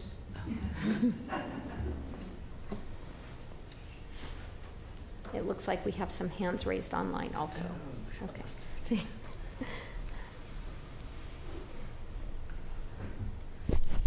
Justin, I think you did a great job in your Could you take your mask off, would you mind? It's easier to... I beg your pardon? Oh, I'm sorry. Thanks, sir. It's a lot easier to understand. Thank you. An excellent job recapping in your staff report what happened at the meeting for people. I'd like to just make one suggestion. It's still not clear because of whether you're going to maintain the current plan and add the scientific elements plus some other things to the current forest master plan. That was kind of the impression just now. Or whether you're going to put the current plan into the Davy plan. I mean, can we just get that straightened out once and for all? Why don't you give I thought I that- understood it at the workshop, but it's still... Give us, we're hoping to make you personally happy with the next version that comes out. That would be nice. Okay, so let's give our editor, let's give our lead person with the pen a little bit of leeway to come back to you with something that we hope we're all happy with. Okay, I hope so too. Yeah. And then another thing in this recap, in your report, Justin, you said you want to do 30 more tree removals. Is that on top of the 24 you already have scheduled? Is that the next agenda item? I haven't talked about That's that the yet. forester's report. Oh, yeah, okay. So then we're all agreed on the method of moving forward on this. Yeah, we don't quite know what it's going to look like, but we're going to make it work. We're going to blend them to make something that works for everybody. I hope so. Melanie, it was very clear in the public workshops that there was high concern with the style and the format of the draft that was presented. No. I think that was we heard that in public comments. We heard that from members of the steering committee. That will be addressed in the next version that's put together that comes to another public workshop. And so you're also, after this discussion, you're thinking about the end of the Christmas holiday to have all of this put together? So we'll say it might be the beginning of next year. We have to work with Nikki. Yeah. We have to work with a few people's schedules, but and she's got surgery. Yeah, we know. And so forth. Yeah. Yeah. Thank you. Okay, thank you so much. Does anybody? Now we all know. so much for HIPAA. Okay. Yeah. All right, where is Sorry, okay. It looks like we have some online comments. Okay, so we have two hands raised online. Linda, go ahead. Those comments. Hi. Just wanted to ask, we're not going to try to do this before Christmas, because are we? I hope not, at any rate, because that sounds like a nightmare, to be honest with you, at my age. So I'm wondering, is this going to be after the first of the year? I hope. Most likely, yes, and we will get Justin will have a schedule soon. Okay, thank you. Thanks. Charles, go ahead. Thank you. Chuck Najarian. Thank you for employing the California Environmental Quality Act. I look forward to following that and reviewing the product. I just wanted to point out that on October 8th, I submitted some comments, and really what those comments addressed was the state and federally protected species, plants and wildlife in and around Carmel. And, I think that whatever forest plan you end up with ultimately, that really, in my view, is probably the highest priority thing to look at. In other words, both on the federal and state side, Endangered Species Act and other acts, the idea is to protect the habitat, not only the species, but the habitat. And that's where the forest plan comes in. I'm concerned because I don't necessarily think that the existing forest plan is being implemented. I see a lot of strange and wonderful things happening around town, olive trees and other things. I know we're losing a lot of the canopy trees. All that, some of those trees are protected themselves, special status and otherwise, and they provide habitat for other protected species. And so I get the sense, and I hope I'm wrong, that aspect of the forest plan is not appreciated. And I say that because of discussions about views and other things and trying to shape the forest. It's an urbanized forest, as we all know. We've learned that name thanks to Melanie. And I have that concern, and I just wanted to refer to my October 8th comments, and I wanted to summarize them today. Thank you very much. Thank you very much. Okay, we'll move to the Forester's report and then our Public Works Director's report. Thank you. All right, so it was a pretty busy month last month with those meetings. I'm not going to go over it again, but again, we had those 2 meetings at the Carpenter's Hall. We submitted a letter to the state of California. Please don't do it before Christmas. Can we? Thank you. So the whole thing, the whole part of this forest management plan came about with a grant from CAL FIRE. And then once that was put in place, when we tried to actually implement it, it was onerous and not well received by the community because of the species of trees that we were required to plant. No one liked them. So we went through the process of exiting the grant, and we got enough progress reports submitted that we were finally released from the grant on good terms this last month. So that CAL FIRE is no longer hanging over our head in terms of the forest master plan. I printed out the letter saying that we were released, and I framed it and gave it to Tom. So, as I mentioned as well, we started a qualifications-based selection process for the consultant to review the CEQA, to do the CEQA review. So it's not lowest bidder. We're just going to see who's best qualified, what their staff is, what their expertise is, have a formal interview with the teams, and we pick them, and the proposals for the cost are sealed, so we can't use that to determine. We're just going to go who's the best firm. In terms of the contractors, Tope's tree contractor. Justin, for that selection, yes. I'm just wondering, would that be an opportunity to, at our community workshop, we had 3 experts, yourself, Nikki, and Peter, I think, was on the steering committee. I'm just wondering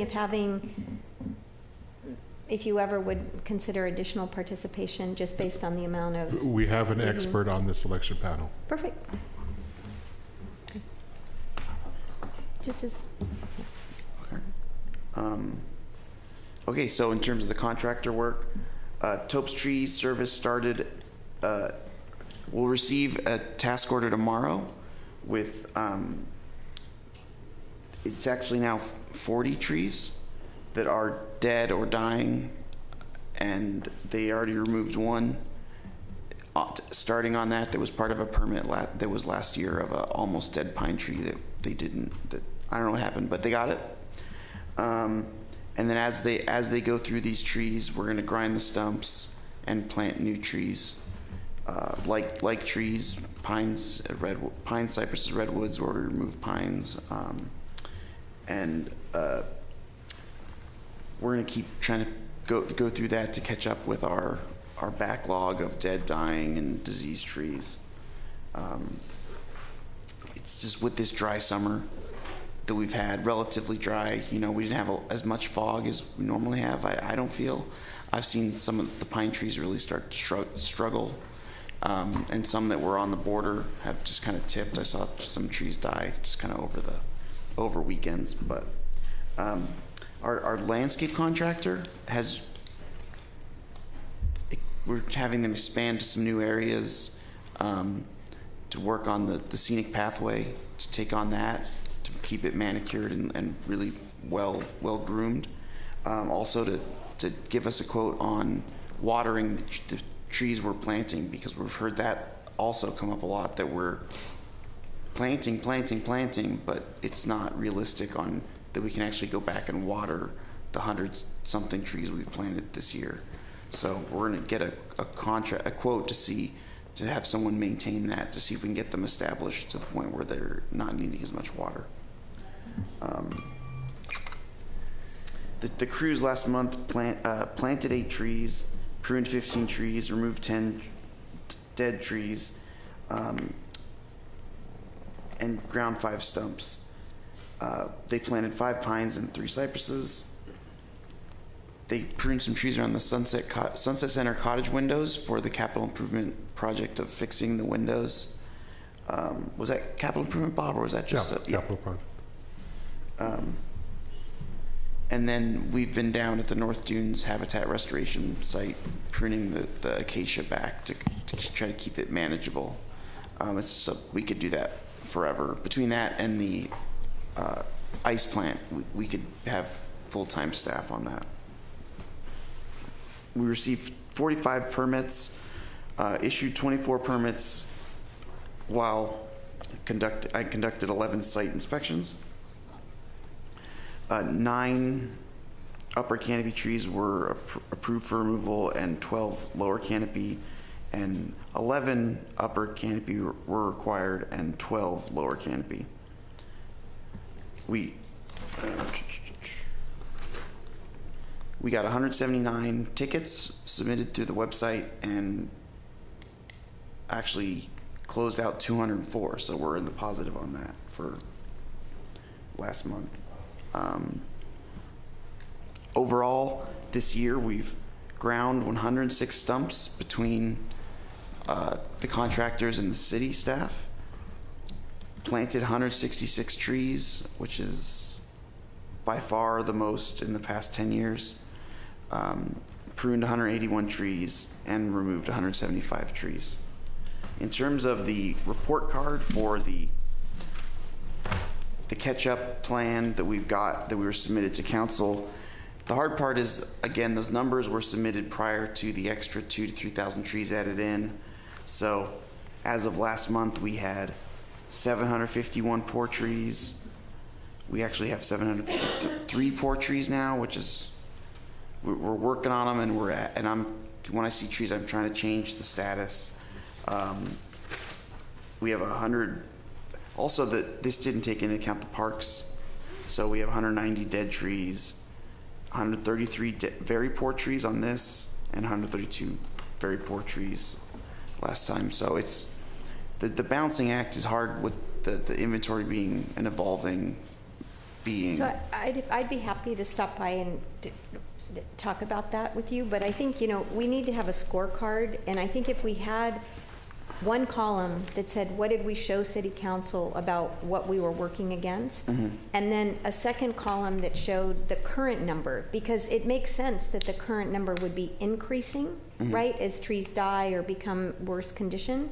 And then a status of month by month, what we're taking away. But I think having a stake in the ground around what we shared, and it's okay that we're getting more, right? Mm-hmm. Is if it's just that, and then if we can, as long as showing what we did, exactly, right? So I think that's okay. The other thing is, I think it would be useful to think about, like, more 360. Like, if we're going to plant something, like anything, landscaping, whatever, mm-hmm. is it the right plants or the right tree for that area? And including the watering, anticipating the watering and the care of that tree. Because if we're just planting trees that are either dying or landscaping areas that are dying because we don't have the water, it's sort of all for naught, right? So I think it should be like quality planting as opposed to just planting for planting's sake. No, definitely. Right? And somehow we need to get the follow through before we dig the hole, right? I think that would be a mindset that would be I had a really kind of great for us to embrace. Yeah, similar comment. And I don't know. I mean, it just sounded like with the watering thing, like maybe that currently we don't have like a defined schedule for watering all of those. It was new plantings. Not particular. We had like one of the crew members would do it, but really, I mean, with the amount we've been planting and from direction from council, plant, replant. It's almost a full-time job, and that's another thing that, the city used to have a part-time watering person. That was what their job was. Yeah. But it's also our responsibility to tell city council, right? We want to plant, not just plant. We should be planting to make sure that what you can plant well, as opposed to just the numbers, right? Because it exacerbates the problem if we're mm-hmm. just planting things that then have to be replanted. Right? But I think I don't remember when I made the comment. It does go back to, just realistically, and even in a forest, not every tree that grows from a seed lives. So if you expect a 25 to 50% survivability rate, that's good. So overplanting is good. Expecting of the 4 trees you plant, 1 gets hit by a car, 1 dies from a disease, 1 doesn't get enough water, and then 1 grows really well or something like that. So, well, we're contributing to that though if we don't anticipate the water needs, right? And I'm trying to strategically plant in areas like the medians that have underground water. There's trees that are doing really well with minimal water, because the city does have a lot of underground water and places that the trees can survive without supplemental watering. But it's really the ones that, especially like downtown in the median, in the planter spaces, they need help. And we were talking about in our meeting a couple of weeks ago about somebody who can, because Justin, you're so stretched in so many ways. We all know that. Somebody who can actually design how we should be planting trees, where we should be planting trees here. I feel like, did I see a job opening for something like this in the city, or is there a job for this? I'm just curious, because I feel like we have read something about it recently. We have a vacant assistant city forester that will help. Is it posted yet? What's that? Is it posted? Not yet. Okay.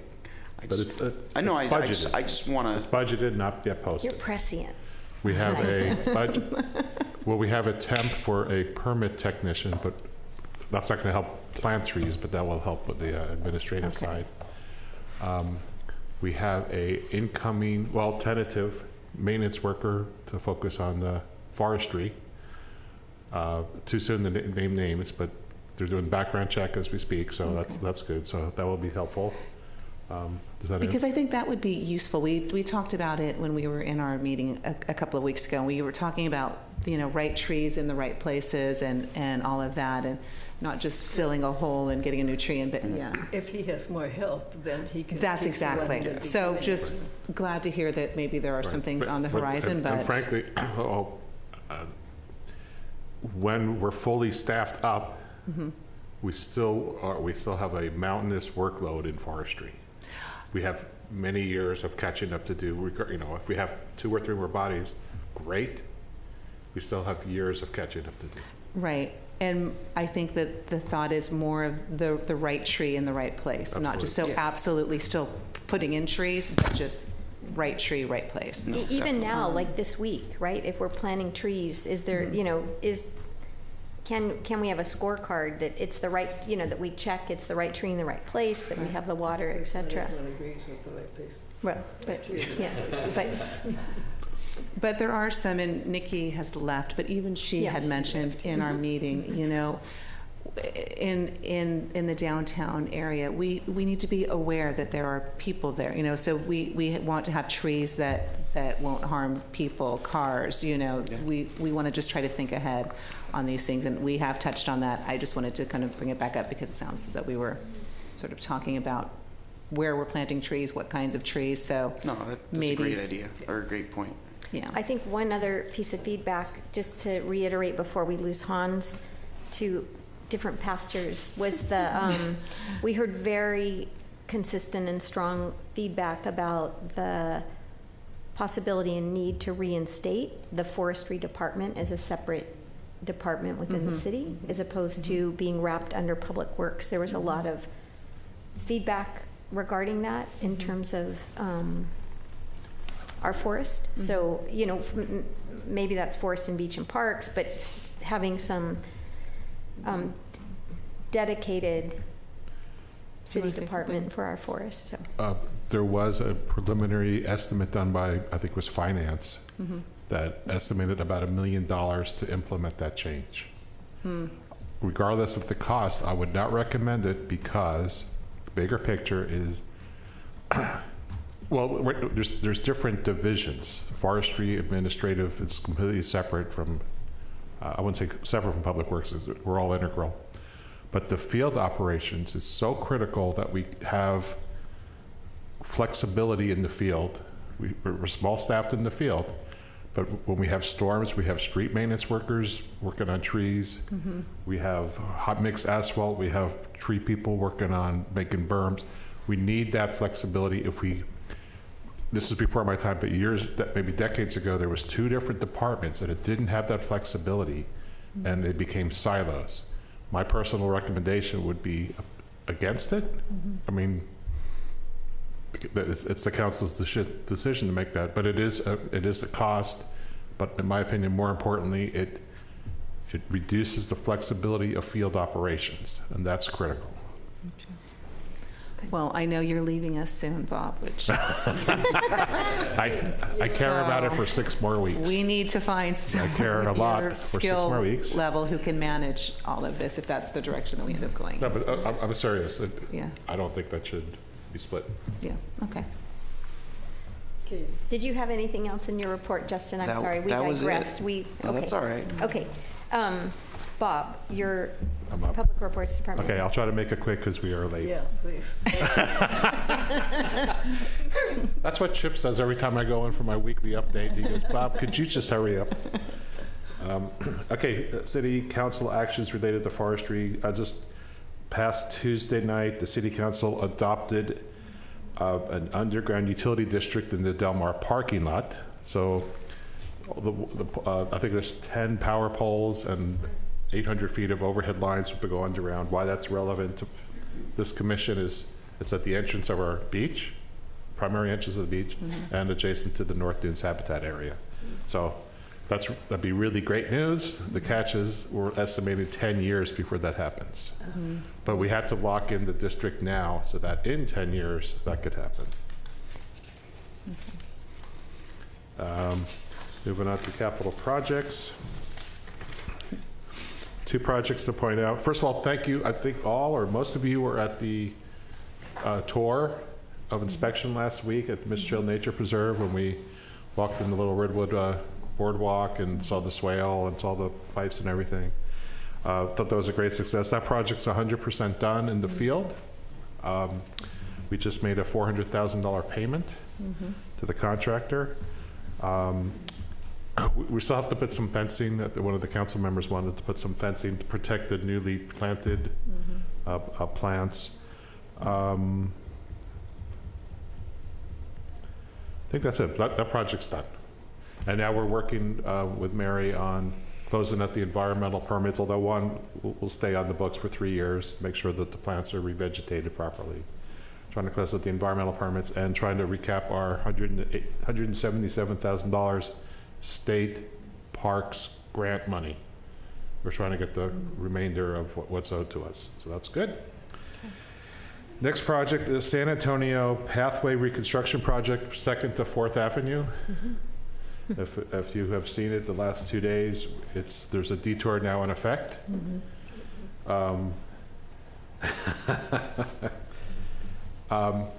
In terms of landscaping, prior till recently, we were going to absolutely minimize. There's 3 trees, city trees, none of them are significant, that were kind of in the way of the construction operations. This is a big construction project, $500,000. We made a decision, we're going to take down those trees. When we're done, we'll replant trees, okay? Do we need trees there, though? Because would it be better to just do native landscaping and not block the view? Maybe. Because it's right at the beach, right? Like, why would we put tall trees right there? I don't think we would do tall trees. But we're going to replant. Okay, so we're going to be doing more aggressive landscape removal because the landscaping is really in bad condition. When we go up north, we're going to do the south end first. I think they already started today. When we're going to head up to the north end closer to 2nd Avenue, there's a hedge there, a very famous hedge. Yeah. We're going to be doing some significant reduction in all of that. Now's the time. We have to rebuild the fence. We're going to use that opportunity to cut that way down, rebuild the fence, and do some nice proper landscaping after the fact. So I just wanted to point it out that What we're doing is intentional. Is that second, fourth, second, Yeah, between fourth? second and fourth. Is that something that that Alan Wheatley could help with? Because he did all those medians from that up Ocean. I'm just wondering he absolutely could help. Because if it might be pollen pathway, particularly since he did the pollinator pathway, Yes. that's kind of adjacent to an area Yes, he's already and Justin worked in. agrees that we'll have Right. Alan Weed help us replant along San Antonio 2nd to 4th. He did such a nice job. Yeah. No, seriously, that would be great, right? And if he does He's already got the landscaping and no theme. trees, What? like just Well, have him do native landscaping. I just and- mentioned we're going to take down those three insignificant trees because they're in the way, but we're going to do some significant pruning and cutting of the landscaping that's not in good condition. When the contractor's all done, we rebuild the fence. She's saying, let's get Alan Week to help us replant. That's a great idea. And that's because he's already worked in that area, building that pollinator pathway and the Right. median. So Yeah. have him come in and make it match, right? So it's you have the harmony of Great that. idea. That would be And then that'd be keep great. the views in that spot, right? So let's Well, keep. someone's keeping the views down there. Well, Can we have a commissioner be our landscape architect? What? Can we hire Commissioner Brzezowski as our landscape architect? That's a great idea. Maybe Commissioner Burling. Yeah, absolutely. What's that? Is this the lead ahead? It's the hedge. This, yes. yeah, I think that's it. Alan would probably, that would be a great spot good for him idea. to add. I agree. And then if you're traveling in that direction, please follow the detour signs. Don't come in through the Pebble Beach gate. What's that? I told them don't come into Carmel through the Pebble Beach gate. Climate Committee, well, we already talked about the coastal engineering, the community survey. That was one of your items. And what Mary, I don't think, mentioned was the EMC team, the integral team. Mary and our project manager went out to the beach a couple weeks ago, or back in late October, and looked at these initial adaptation strategies. And Mary's going to kick me under the table if I say that. I'm like so eager, like, hey, there's some really interesting ideas. One of which is, adding more sand, which that should be no surprise. That's been talked about. But there's some other ideas that are starting to come to fruition that might be suitable. That's kind of what ties in with what comes out of the survey. So the science is first and foremost, but if the science says, let's do A, and the community says, no, let's do Z, then we have a day of reckoning. Hopefully there's A or A and a B, and we kind of massage the two together. That's it for that. Volunteer organizations. Over at North Dunes Habitat, last month, 25 students from the Stevenson Upper School removed invasives under the guidance of Joey, our coastal ecologist. And then 15 different students planted, trimmed, watered, and added compost at the Forest Theater Garden. And then also Carmel Cares volunteers created a garden and upgraded the grounds around the newly renovated Golden Bow Theater. So if you haven't seen that, pretty nice, really well done. And miscellaneous. We kind of covered that.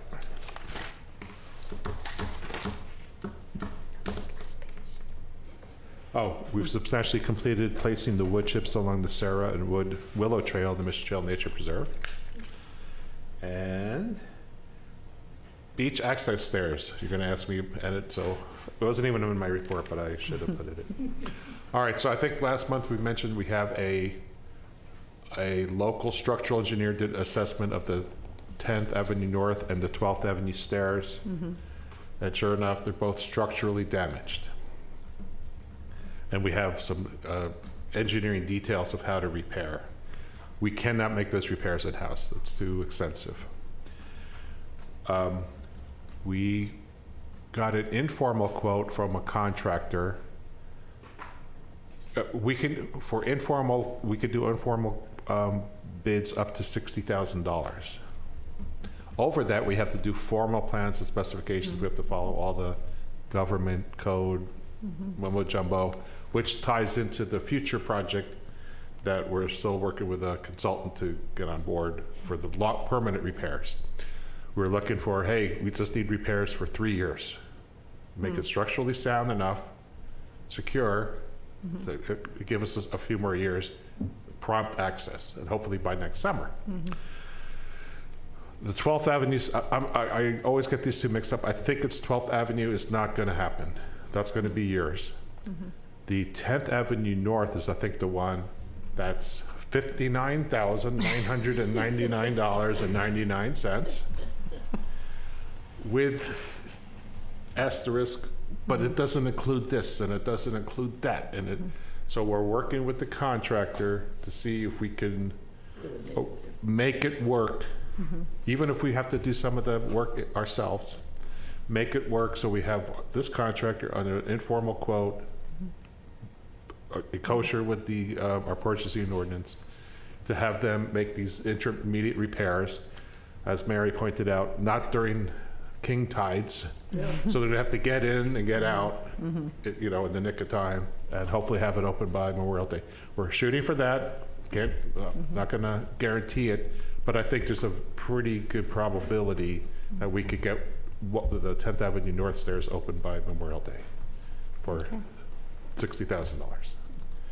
That completes my report. Happy to answer any questions. That would be great. Yeah, that would be. That would be really great. It will actually end up being there for 20 years, but What's we'll that? call it 3. What's that? I didn't hear. I said, we'll call it 3 years, but it might actually be 20. Oh. Our next topic is future agenda items. Does anybody have any future agenda items that they would like? We have a full agenda for the next couple of months, actually, but do we have any other future agenda items? I think you wanted me to do the Public Works report. Yes. Yes. Do that. Be happy to do that. Next month. Pickleball. Pickleball again, and we Ball have updates and 2 public hearings next month. 2 new ones, I think. Two right? new, These are new two ones. brand new ones. Two new public hearings? So for what? A pine tree and a very Just large like visits. incense cedar.